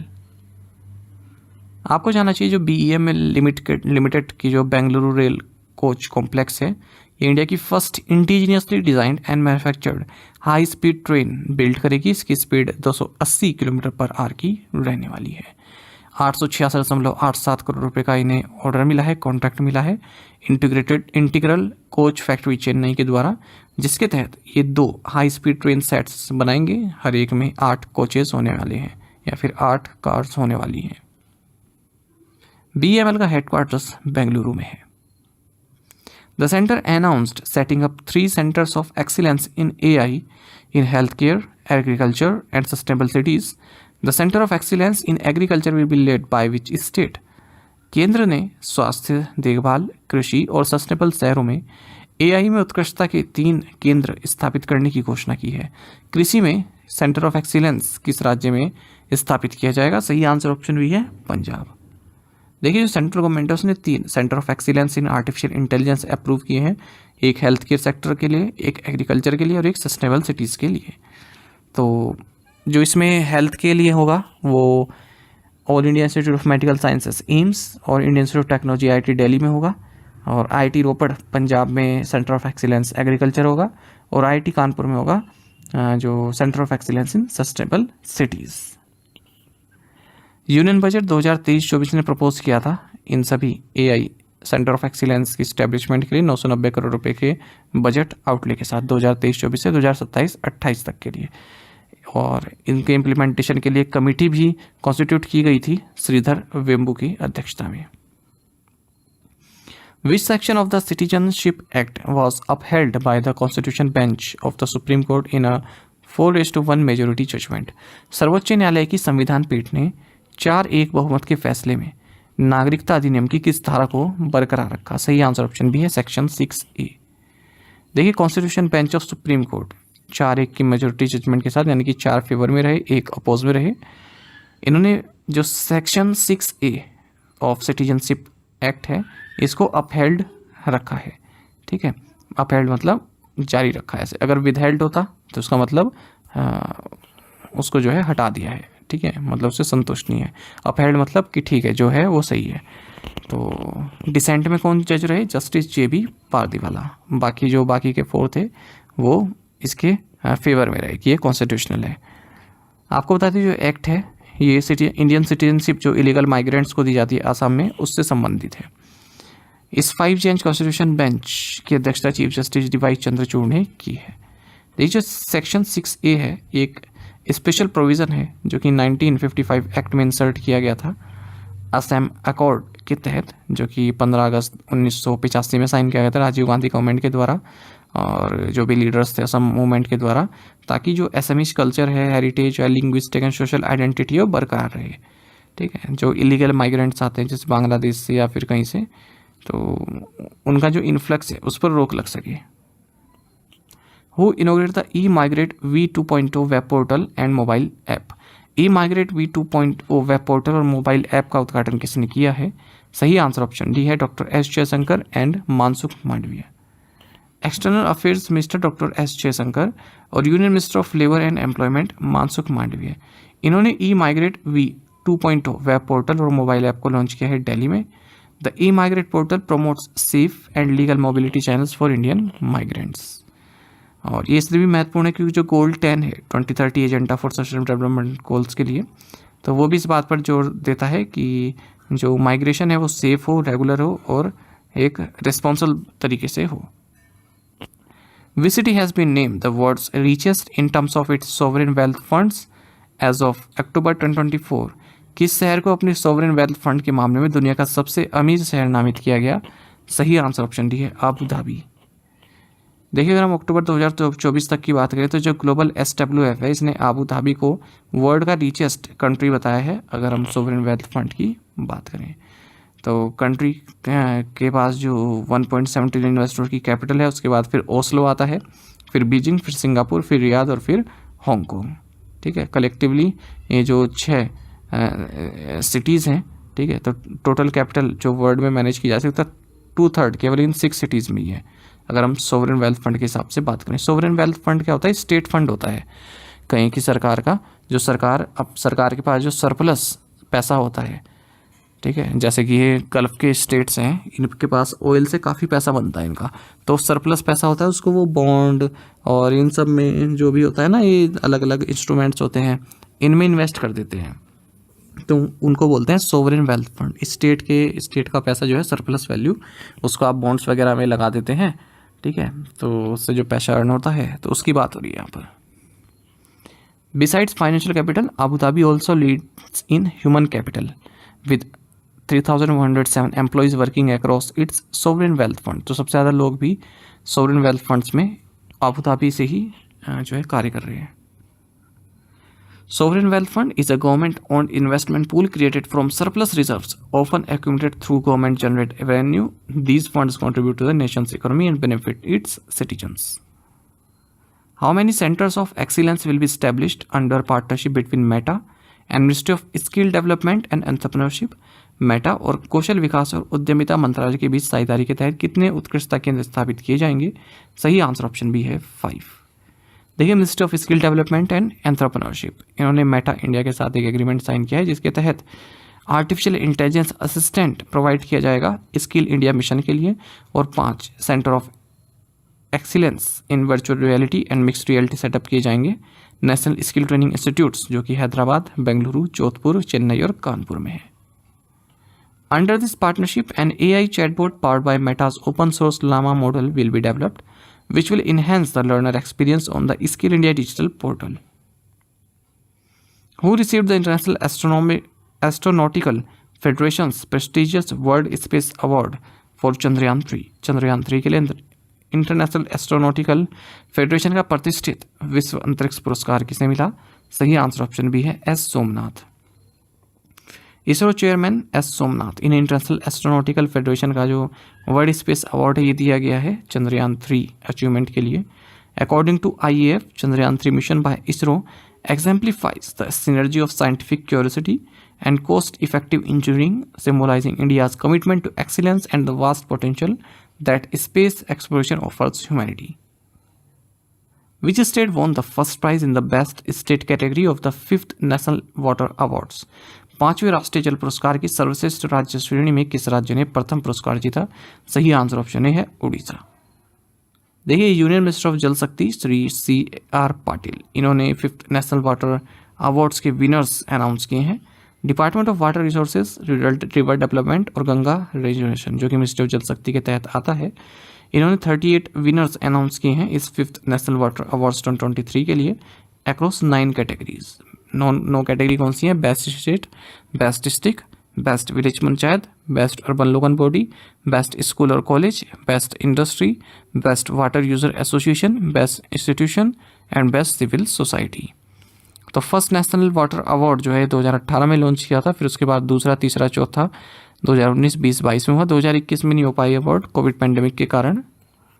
अब अगर हम कैटेगरी वाइज देखें तो बेस्ट स्टेट्स की कैटेगरी में फर्स्ट प्राइज उड़ीसा को मिला है, उत्तर प्रदेश दूसरे नंबर पर है और तीसरे नंबर पर गुजरात और पुडुचेरी है जॉइंटली। बेस्ट डिस्ट्रिक्ट अवार्ड की बात करें तो जोन वाइज दिए गए हैं। विशाखापट्टनम आंध्र प्रदेश साउथ जोन में, धलाई त्रिपुरा नॉर्थ ईस्ट जोन में, बांदा उत्तर प्रदेश, गंडरबाल जम्मू कश्मीर ये जॉइंट विनर है नॉर्थ रीजन में, इंदौर मध्य प्रदेश ये वेस्ट जोन में और बालांगीर उड़ीसा ईस्ट जोन में। बेस्ट विलेज पंचायत की बात करें तो पुलमपारा जो कि केरल के तिरुवनंतपुरम में है, इसने टॉप रैंक हासिल की है। Best urban local body awards की बात करें तो सूरत गुजरात को किया है, उसके बाद फिर पुरी उड़ीसा, फिर पुणे महाराष्ट्र। बेस्ट स्कूल और कॉलेज कैटेगरी की बात करें तो government upper primary school in Jetwan का बास सिगर राजस्थान इसकी फर्स्ट रैंक है। बेस्ट इंडस्ट्री अवार्ड की बात करें तो Aravali power company private limited Jhajjar Haryana ये बेस्ट रही है।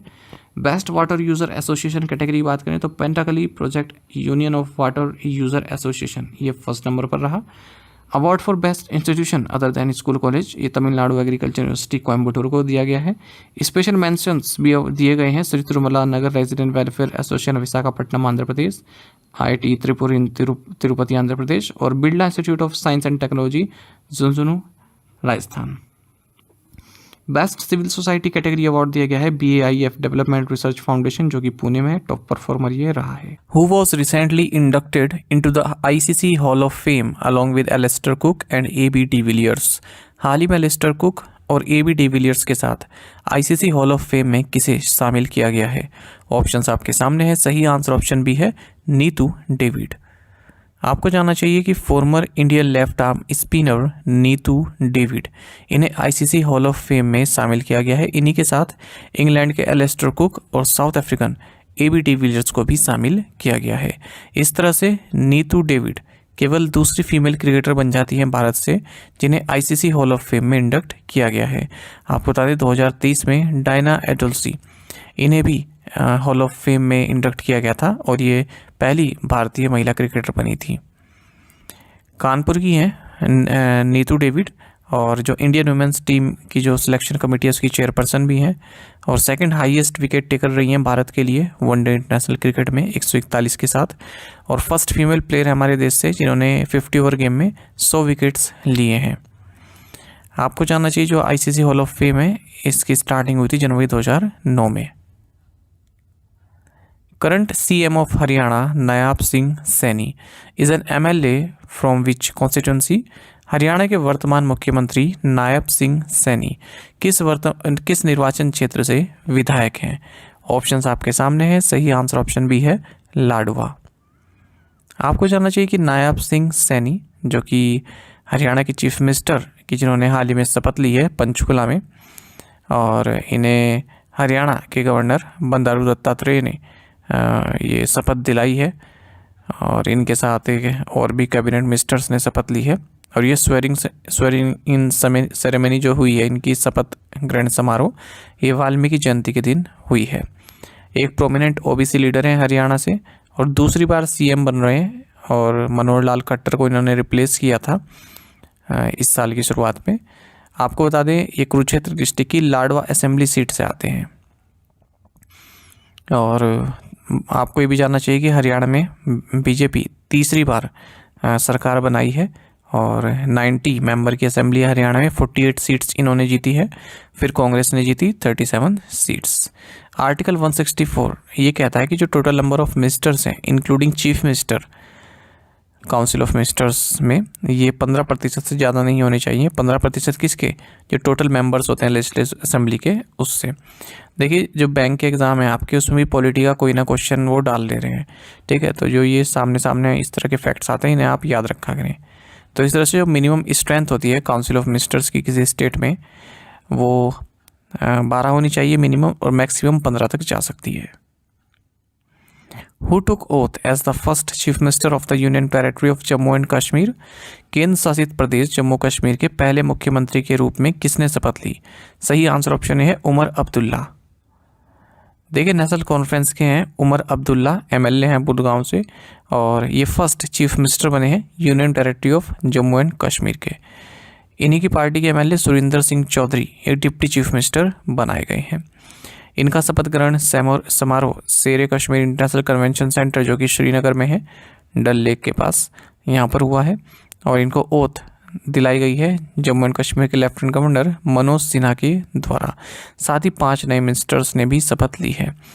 उमर अब्दुल्ला दूसरी बार चीफ मिनिस्टर बन रहे हैं, और पहली बार बन रहे हैं जब आर्टिकल 370 स्क्रैप कर दिया गया जम्मू कश्मीर में, उसके बाद से, और ये यूनियन टेरिटरी बन गया 2019 में। ठीक है, तो यूनियन टेरिटरी के हिसाब से देखें तो पहले चीफ मिनिस्टर बने हैं, और इससे पहले 2009 से 2014 के बीच में भी ये सीएम रह चुके हैं जम्मू कश्मीर के।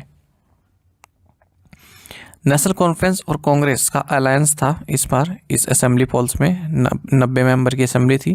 नेशनल कॉन्फ्रेंस ने 42 सीट्स जीती, फिर बीजेपी 29, फिर कांग्रेस ने केवल 6 सीट्स जीती हैं। हालांकि जो कांग्रेस है वो सरकार से बाहर है। What percentage of increase was made in dearness allowance for central government employees and pensioners? केंद्र सरकार के कर्मचारी और पेंशन भोगियों के लिए महंगाई भत्ते में कितने प्रतिशत की वृद्धि की गई? ऑप्शंस आपके सामने है। सही आंसर ऑप्शन बी है 3%, 3%। यूनियन कैबिनेट ने 3% की वृद्धि अप्रूव कर दी है डियरनेस अलाउंस यानी कि डीए में सेंट्रल गवर्नमेंट एम्प्लॉयज़ के लिए। इसी के साथ जो डीए है वो 53% पर पहुँच गया है। तो 1 जुलाई 2024 से इफेक्टिव ये माना जाएगा, और जो भी पेंशनर्स हैं उनके लिए डियरनेस रिलीफ दिया गया है, सेम 3% इंक्रीज़ किया गया है। ठीक है, और टोटल फाइनेंशियल बर्डन जो आने वाला है इस रिवीजन के बाद वो 9,448 करोड़ रुपए का आने वाला है annually. 49.18 lakh central government employees और 64.89 लाख पेंशनर इससे बेनिफिट होंगे। 50% ऑफ बेसिक पेपर सेट है ये और डीए, और इसको 4% से रेज किया गया था मार्च 2024 में। एक्चुअली जो डीए है या फिर डीआर है इसको एडजस्ट किया जाता है 2 बार साल में, 1 जनवरी को और 1 जुलाई को। और all India consumer price index for industrial workers, इसके बेसिस पर इसको कैलकुलेट किया जाता है, जिसे लेबर ब्यूरो द्वारा पब्लिश किया जाता है। तो ये महत्वपूर्ण फैक्ट है।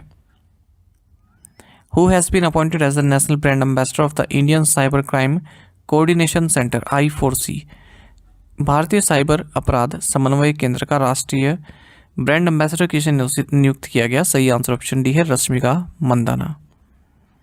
एक्टर रश्मिका मंदाना इन नेशनल ब्रांड एम्बेसडर नियुक्त किया गया है Indian cyber crime coordination centre I4C का, जो कि ministry of home affairs government of India का इनिशिएटिव है साइबर क्राइम से निपटने के लिए। तो as the ambassador Rashmika will spearhead nationwide cyber awareness campaigns designed to inform the public about cyber crimes including deepfake technology, malicious AI created content, cyberbullying, financial frauds and other online scams। आप जानते होंगे रश्मिका मंदाना भी हाल ही में deepfake का शिकार हुई थी। I4C यानी कि Indian cyber crime coordination centre, इसको मिनिस्ट्री ऑफ होम अफेयर्स द्वारा सेटअप किया गया to provide a framework and ecosystem for law enforcement agencies to deal with cyber crime in coordinated and comprehensive manner. What is the name of India's first airport-based self-powered indoor air quality monitoring facility? Bharat की पहली हवाई अड्डा आधारित स्वसंचालित आंतरिक वायु गुणवत्ता निगरानी सुविधा का नाम क्या है? सही आंसर ऑप्शन सी है पवन चित्र।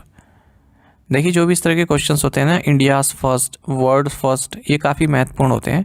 इन्हें आप या तो अलग से भी नोट कर सकते हैं, हाँ, या फिर इन्हें अपने ध्यान में रखें कि मुझे ये तो ज़रूर पढ़ना है एग्जाम से पहले।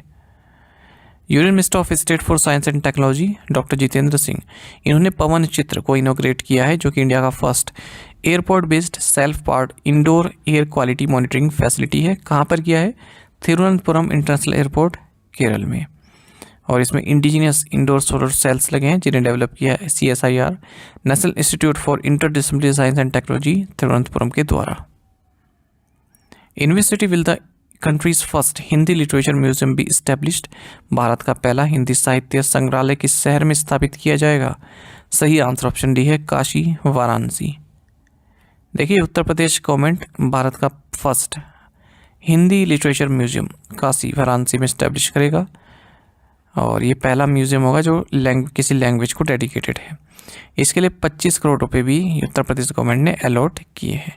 All the old manuscripts and books of eminent Hindi scholars will be present in this museum. Uttar Pradesh संबंधित एक और करंट अफेयर आपको जानना चाहिए। इन्होंने एक ऑर्डर इशू किया है, कहा है कि जो भी ओनर्स हैं ऐसे व्हीकल्स के जो 2003 से पहले रजिस्टर हुए हैं उनको 75% टैक्स एग्जम्पशन दिया जाएगा और जो रजिस्टर हुए हैं 2008 से पहले उन्हें 50% रिबेट दिया जाएगा अगर वो अपने वाहन को स्क्रैप करते हैं। The order states diesel vehicles registered in NCR districts between 2008 and 2013 are also eligible for 50% tax exemption. Which state government has the Spices Board collaborated with for sustainable agriculture promotion? Masala board ने सतत कृषि संवर्धन के लिए किस राज्य सरकार के साथ सहयोग किया है? सही answer option B Uttarakhand. Spices board जो कि ministry of commerce industry government of India के तहत आता है, इन्होंने उत्तराखंड गवर्नमेंट और हाउस ऑफ हिमालयास के साथ हाथ मिला है ताकि सस्टेनेबल एग्रीकल्चर प्रैक्टिसेस को प्रमोट किया जा सके। यहाँ पर आपको जानना चाहिए स्पाइसेस बोर्ड का हेडक्वार्टर्स कोची में है, कई बार ये एग्जाम में पूछा जाता है। Which public sector bank has launched 8 new retail loan processing centers across various cities in India? किस सार्वजनिक क्षेत्र के बैंक ने भारत के विभिन्न शहरों में 8 नए खुदरा ऋण प्रसंस्करण केंद्र लॉन्च किए हैं? सही आंसर ऑप्शन डी है इंडियन ओवरसीज बैंक। देखिए जो पब्लिक सेक्टर लेंडर है इंडियन ओवरसीज बैंक, इसने नए retail loan processing centres launch किए हैं कई सिटीज़ में, साथ ही चेन्नई में भी किया है ताकि कस्टमर एक्सपीरियंस और सर्विस डिलीवरी इम्प्रूव हो सके। Chennai headquartered Indian overseas bank ने total 8 retail loan processing centres open किए हैं। एक फिजिकल सेंटर किया है चेन्नई में और 7 अदर किए हैं वर्चुअली। कहाँ पर? बेंगलोर, कोयम्बटूर, दिल्ली, हैदराबाद, कोलकाता, लखनऊ और मुंबई में। आपको जानना चाहिए इसके अतिरिक्त बैंक ने हेरिटेज थीम्ड ATM भी इनॉग्रेट किया है MGR central railway station Chennai पर, और जो विक्टोरियन एरा के रेड ब्रिक स्टेशन बिल्डिंग होती थी उसी का रेप्लिका ये ATM शो करता है। अजय कुमार श्रीवास्तव MD CEO हैं इंडियन ओवरसीज बैंक के। विच PSU delivered the survey vessel INS निर्देशक टू द इंडियन नेवी? किस PSU ने भारतीय नौसेना को सर्वेक्षण पोत INS निर्देशक सौंपा? सही आंसर ऑप्शन डी है garden reach ship builders and engineers. Defence PSU garden reach ship builders and engineers limited, इन्होंने सर्वे वेसल INS निर्देशक इंडियन नेवी को सौंपा है। आपको बता दें इस तरह के 4 वेसल्स बनाए जा रहे हैं GRSC द्वारा, उनमें से ये दूसरा है। These are the largest survey vessels for the Indian navy to be built in the country. 110 meters long है और ये ज्वाइन करेगा INS संधायक को, जो कि फर्स्ट सर्वे वेसल रहा है सीरीज का। Which cricketer did Virat Kohli surpass to become India second most capped international cricket? Virat Kohli किस क्रिकेटर को पछाड़कर भारत के दूसरे सबसे अधिक कैप्ड अंतर्राष्ट्रीय क्रिकेटर बन गई? ऑप्शंस आपके सामने हैं। सही आंसर ऑप्शन है MS धोनी। आपको जानना चाहिए विराट कोहली ने MS धोनी को पीछे छोड़ते हुए इंडिया का second most capped international cricketer ये बन गए हैं, और ये कीर्तिमान इन्होंने हासिल किया है न्यूजीलैंड के अगेंस्ट जो फर्स्ट टेस्ट खेला जा रहा है उसमें M चिन्नास्वामी स्टेडियम बेंगलुरु में। कैप्ड मतलब सबसे ज़्यादा उपस्थित जो रहे हैं, मतलब सबसे ज़्यादा मैचेस जिन्होंने खेले हैं। तो आपको बता दें जो मैच इन्होंने खेला न्यूजीलैंड के अगेंस्ट फर्स्ट टेस्ट, इनका 536वां इंटरनेशनल मैच रहा है, और धोनी ने 2004 से 2019 के बीच में 535 इंटरनेशनल मैचेस खेले हैं। ये विराट कोहली केवल सचिन तेंदुलकर से पीछे हैं। सचिन तेंदुलकर ने 664 अपीयरेंस अपने दिए हैं पूरे कैरियर में 1989 से 2013 के बीच में। आपको बता दें कोहली ने 295 वनडे इंटरनेशनल और 125 T20s में भारत को रिप्रेजेंट किया है। इनका international debut one day international cricket में हुआ था श्रीलंका के अगेंस्ट साल 2008 में। From which space centre was the Europa clipper mission launched? Europa clipper mission किस अंतरिक्ष केंद्र से लॉन्च किया गया? ऑप्शंस आपके सामने हैं। सही आंसर ऑप्शन डी है Kennedy Space centre cap Canaveral. देखिए यूरोपा क्लिपर, जिसे Europa multiple fly bye mission के नाम से पहले जाना जाता था, ये एक स्पेस प्रोब है जिसे नासा द्वारा किया जा रहा है ताकि यूरोपा, जिसे जुपिटर सेकंड भी कहते हैं, ये एक गैलीलियन मून है जुपिटर का, इसे स्टडी करने के लिए। तो 14 अक्टूबर 2024 को इसे लॉन्च किया गया SpaceX Falcon Heavy rocket से Kennedy Space Center Cape Canaveral Florida से, और ये जुपिटर पर पहुंचेगा लगभग 11 अप्रैल 2030 को। और वहाँ पर ये it will perform a series of flybys of Europa while in orbit around Jupiter. तो जुपिटर के ऑर्बिट में रहकर ये यूरोपा के आसपास के एरिया में प्रॉब करेगा। फ्लाई बाय का मतलब आप उसके ऑर्बिट में नहीं जाते हैं, उसके आसपास ही चक्कर लगाते हैं। और ये कॉम्प्लीमेंट करेगा जो यूरोपियन स्पेस एजेंसी का जुपिटर आईसी मून्स एक्सप्लोरर है, जिसे 2023 में लॉन्च किया गया था, उसके साथ। आपको बता दें जो यूरोपा है ये 4th largest of Jupiter's 95 officially recognised moons है, और जस्ट क्वार्टर है अर्थ के डायमीटर का। और इसमें जो है साल्टी लिक्विड वाटर है, लगभग आप मान सकते हैं जो अर्थ के ओशन में वाटर है उससे ट्वाइस यहाँ पर साल्टी लिक्विड वाटर है, इसलिए इस पर इतना स्पेस किया मतलब प्रोब की जा रही है।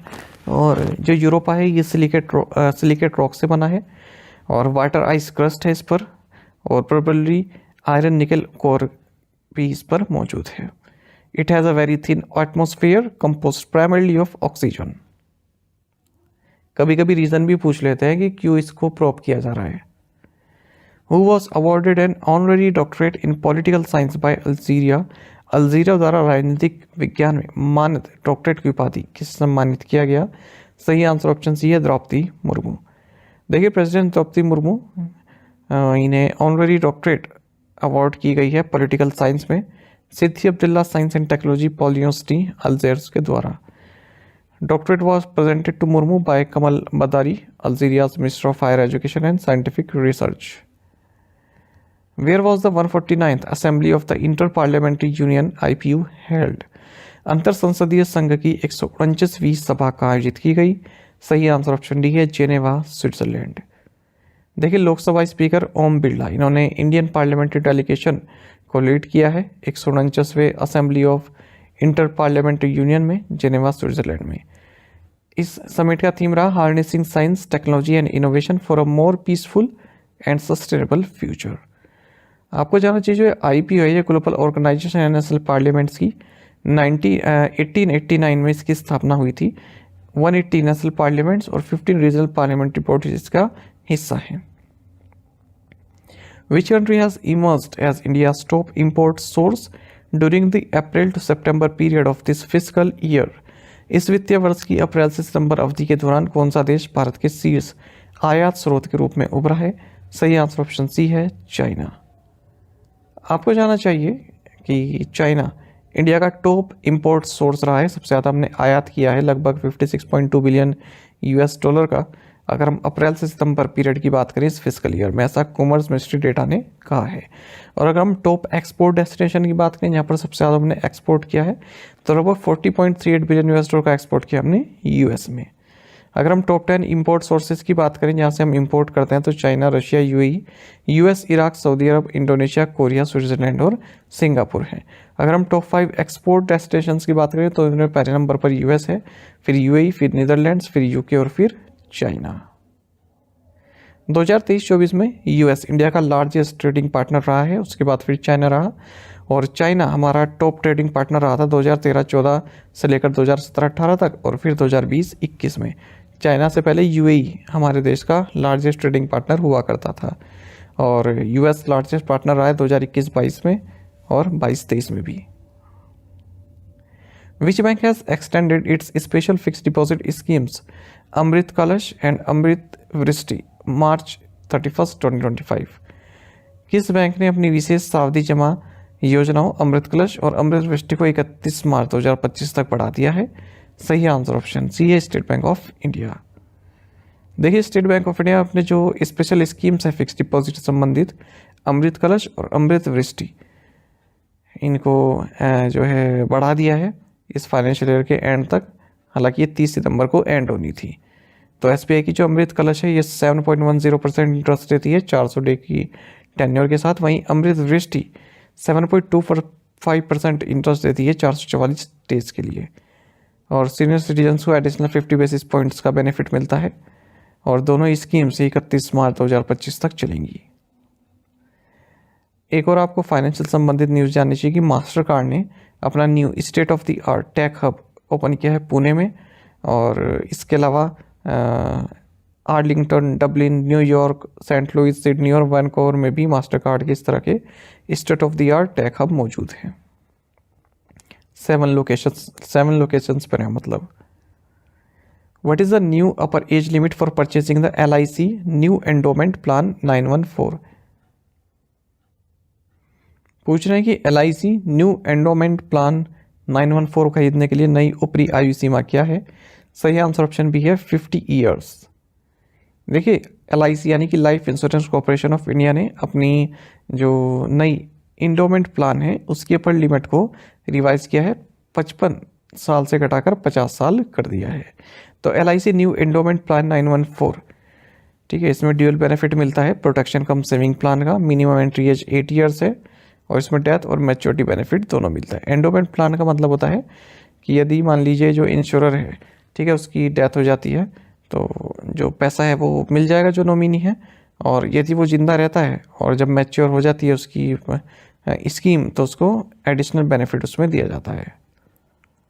What is the name of the new framework introduced by SEBI for simplifying rules for passively managed mutual funds? निष्क्रिय रूप से प्रबंधित म्यूचुअल फंड के नियमों को सरल बनाने के लिए सेबी द्वारा शुरू किए गए फ्रेमवर्क का नाम क्या है? सही आंसर ऑप्शन भी है mutual fund light. Securities and exchange board of India यानी कि सेबी, इसने नए फ्रेमवर्क को इंट्रोड्यूस किया जिसका नाम है mutual fund light, MF light. इसका मकसद है जो पैसिवली मैनेज म्यूचुअल फंड्स हैं उनके रूल्स को सिंप्लीफाई करना, ताकि जो ज़्यादा से ज़्यादा कंपनीज है म्यूचुअल फंड मार्केट में आ सकें और इन्वेस्टर्स को एक wide range of investment options प्राप्त हो सकें। Under the framework the barrier related to net worth, track record and profitability would be lowered, allowing more entities to enter the mutual fund space. According to the World Bank's 2024 report, how many Indians are living in extreme poverty?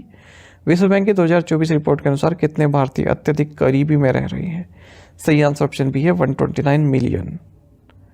देखिए लगभग 129 million Indians, और 129 million Indians जो है extreme poverty में रह रहे हैं, ऐसा वर्ल्ड बैंक ने कहा है अपनी poverty, prosperity and present pathways out of the polycrisis report में।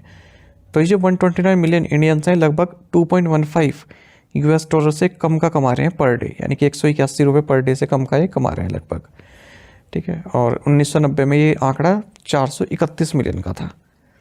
However, with a higher poverty standard of 6.85 US dollar per day, the poverty threshold for middle income countries, more Indians are living below the poverty line in 2024 than in 1990। अगर हम middle income countries की बात करें और countries की, तो उनमें अगर हम भारत को देखें, ठीक है, तो काफ़ी लोग बिलो द पॉवर्टी लाइन रह रहे हैं 2024 में, अगर हम 1990 से उसको कंपेयर करें। और ये किस कारण हुआ है? पॉपुलेशन ग्रोथ के कारण। वर्ल्ड बैंक ने इससे पहले कहा था कि एक्सट्रीम पॉवर्टी जो है भारत में ये 38 मिलियन से डाउन हुई है 2021 में और 167.49 मिलियन पहुंच गई है। ग्लोबल एक्सट्रीम पॉवर्टी रेट 2030 तक जो है 7.31% से गिरकर 6.72% पहुंच जाएगी। Which bank is acquiring the stake in Future Generali India Insurance and Future Generali India Life Insurance? कौन सा bank Future Generali India insurance और Future Generali India life insurance में हिस्सेदारी हासिल कर रहा है? सही आंसर ऑप्शन सी है सेंट्रल बैंक ऑफ इंडिया। देखिए जो कंपटीशन कमिश्नर ऑफ इंडिया है, इसने एक प्रपोजल को अप्रूव किया है जिसके तहत जो फ्यूचर एंटरप्राइजेस लिमिटेड के जो 24.91% स्टेक है फ्यूचर जनरल इंडिया इंश्योरेंस में और 25.1% स्टेक है future General India life insurance में, इनको एक्वायर किया जाएगा सेंट्रल बैंक ऑफ इंडिया के द्वारा, ठीक है। और आपको बता दें जो ये फ्यूचर एंटरप्राइजेस लिमिटेड है, ये डायरेक्ट और इनडायरेक्ट इन्वेस्टमेंट होल्ड करती है इस future General India insurance company में। जो ये future General India insurance company है, जॉइंट वेंचर है इस FEL के बीच में 24.91% और जनरली ग्रुप के बीच में जिसके पास 74% शेयर होल्डिंग है। Future Enterprises owned 25% stake in Future General India insurance and 33% stake in Future General life insurance. Vijay Kishore Rahatkar has been appointed as the chairperson of which institution? Vijay Kishore Rahatkar को किस संस्था की चेयरपर्सन नियुक्त किया गया है? ऑप्शंस आपके सामने है। सही आंसर ऑप्शन ए है, नेशनल कमीशन फॉर विमेन। आपको जानना चाहिए कि विजया किशोर राहतकर इन्हें चेयरपर्सन नियुक्त किया गया है नेशनल कमीशन फॉर विमेन का, NCW का, और इस कमीशन की ये 9th चेयरपर्सन होंगी। आपको बता दें जो NCW है ये एक स्टैट्यूटरी बॉडी है गवर्नमेंट ऑफ इंडिया के तहत, और स्टैट्यूटरी बॉडी मतलब इसको कॉन्स्टिट्यूशन द्वारा इस्टेब्लिश नहीं किया गया है बल्कि एक्ट लाकर पार्लियामेंट में तब इसको इस्टेब्लिश किया गया है। महिलाओं से संबंधित कोई क्राइम या फिर और किसी तरह का शोषण होता है तो उससे संबंधित ये एजेंसी, हालांकि इसके पास ऐसी कोई पावर नहीं है कि किसी को पनिश कर सके, तो नोटिस भेज देती है, समन भेज देती है। इसकी स्थापना 31 जनवरी 1992 को हुई थी। जो इसकी फर्स्ट हेड थी इस कमीशन की वो जयंती पटनायक थी। कई बार एग्जाम में पूछा जाता है, जयंती पटनायक नाम याद रखिएगा।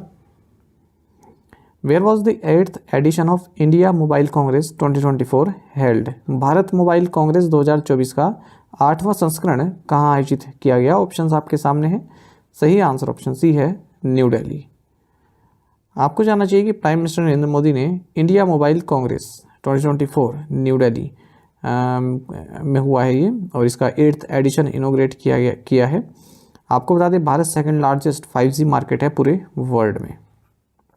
साथ ही प्राइम मिनिस्टर ने international telecommunication union world telecommunication standardisation assembly WTSA 2024 इसको भी इनोग्रेट किया है भारत मंडपम न्यू दिल्ली में, और ये पहली दफ़ा है जब इस असेंबली को भारत में या फिर एशिया पैसिफिक में आयोजित किया गया।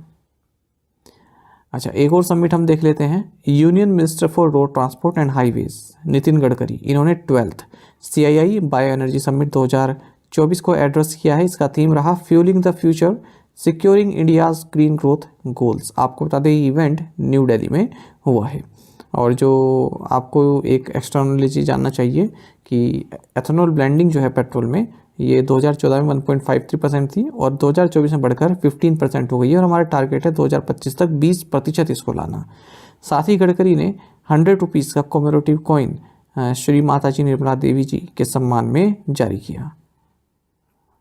The 13th edition of India camp 2024 was held in which city? India camp 2024 का 13वां संस्करण किस शहर में आयोजित किया गया? ऑप्शंस आपके सामने हैं। सही आंसर ऑप्शन बी है, मुंबई।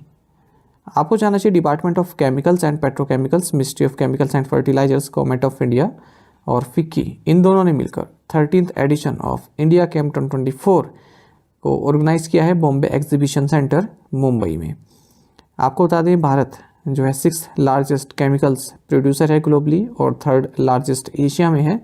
175 कंट्रीज़ में हम केमिकल्स एक्सपोर्ट करते हैं, यानी कि टोटल एक्सपोर्ट का 15% भारत द्वारा जाता है केमिकल की अगर हम बात करें। साथ ही भारत सेकंड लार्जेस्ट एक्सपोर्टर है केमिकल डाइस का और एग्रोकेमिकल्स का ग्लोबली। पेट्रोकेमिकल्स इंडस्ट्री $1 ट्रिलियन पहुंच सकती है 2040 तक। On which date is police commemoration day observed every year? Police स्मृति दिवस हर वर्ष कब मनाया जाता है? ऑप्शंस आपके सामने है। सही आंसर ऑप्शन ए है, 21 अक्टूबर। आपको जानना चाहिए कि पुलिस कॉमेमोरेशन डे 21 अक्टूबर को हर साल मनाया जाता है, और जो भी भारत में पुलिस फोर्सेस रहे हैं जिन्होंने अपनी शहादत दी है, शहीद हुए हैं, तो उन्हीं को यहाँ पर श्रद्धांजलि दी जाती है।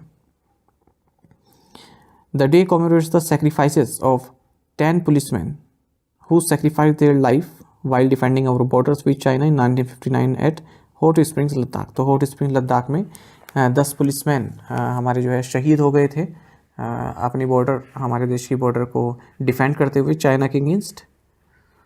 नेशनल पुलिस मेमोरियल भी क्रिएट किया गया है चाणक्यपुरी न्यू दिल्ली में, जो कि इन सभी पुलिस वालों को श्रद्धांजलि देता है।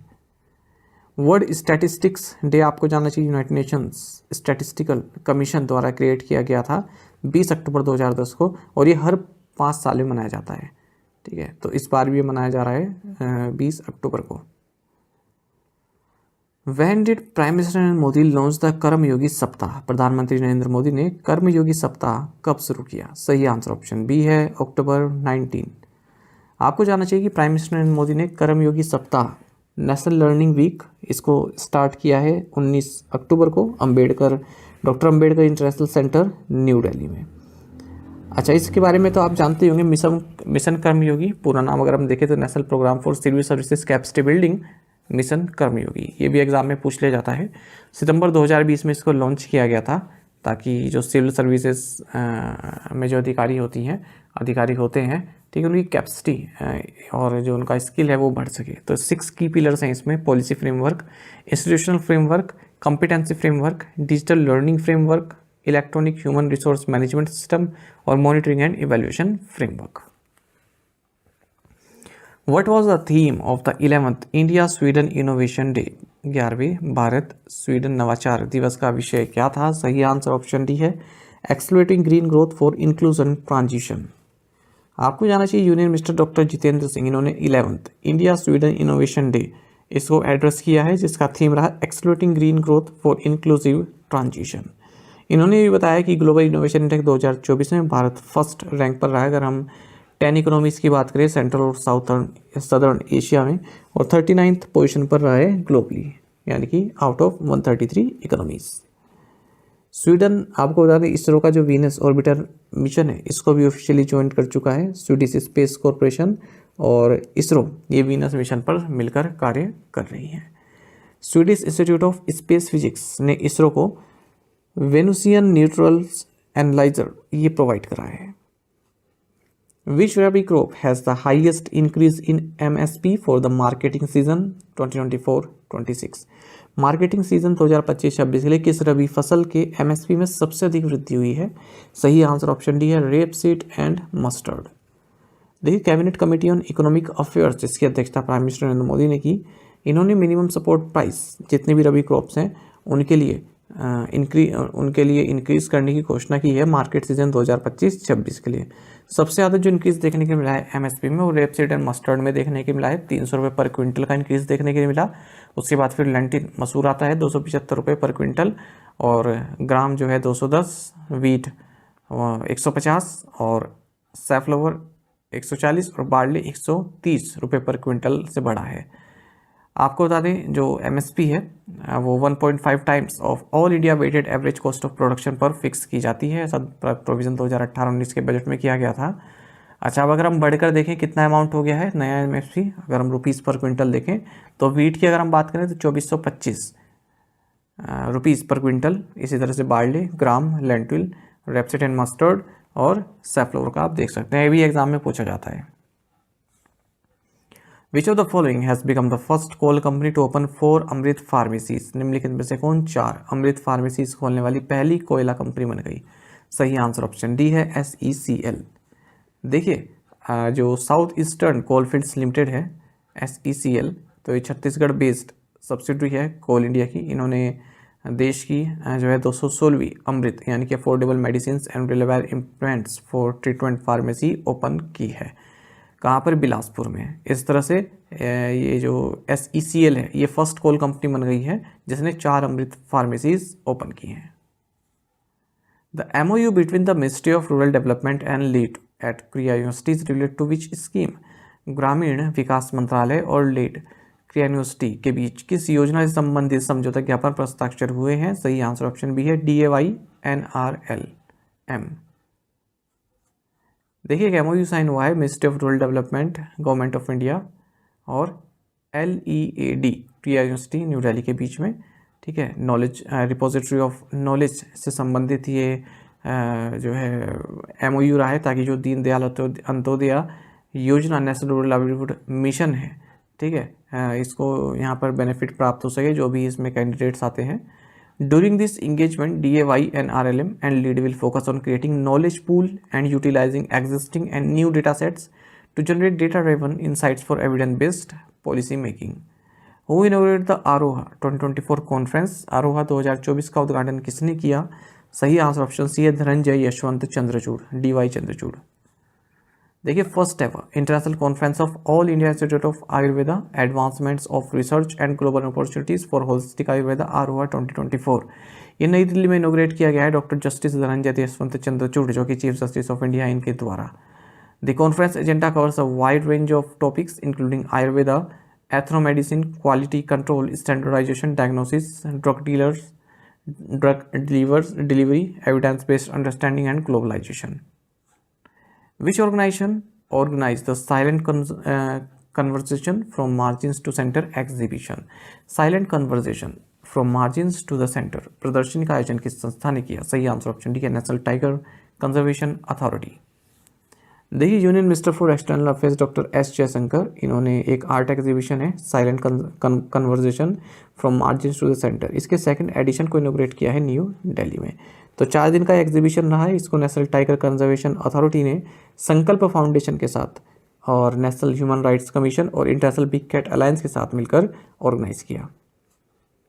इस एग्जीबिशन में 200 से ज़्यादा paintings, 100 art pieces across 22 tiger reserves, इनको शो किया गया है। आपको बता दें Bharat 75% of global tiger population Bharat में पाई जाती है, मतलब जो ग्लोबल टाइगर पॉपुलेशन है 75% भारत में पाई जाती है। लगभग 3682 हमारे यहाँ पर टाइगर हैं, 55 टाइगर रिजर्व्स में। How many banks has the Deendayal Antyodaya Yojana national rural livelihood mission signed an MOU with?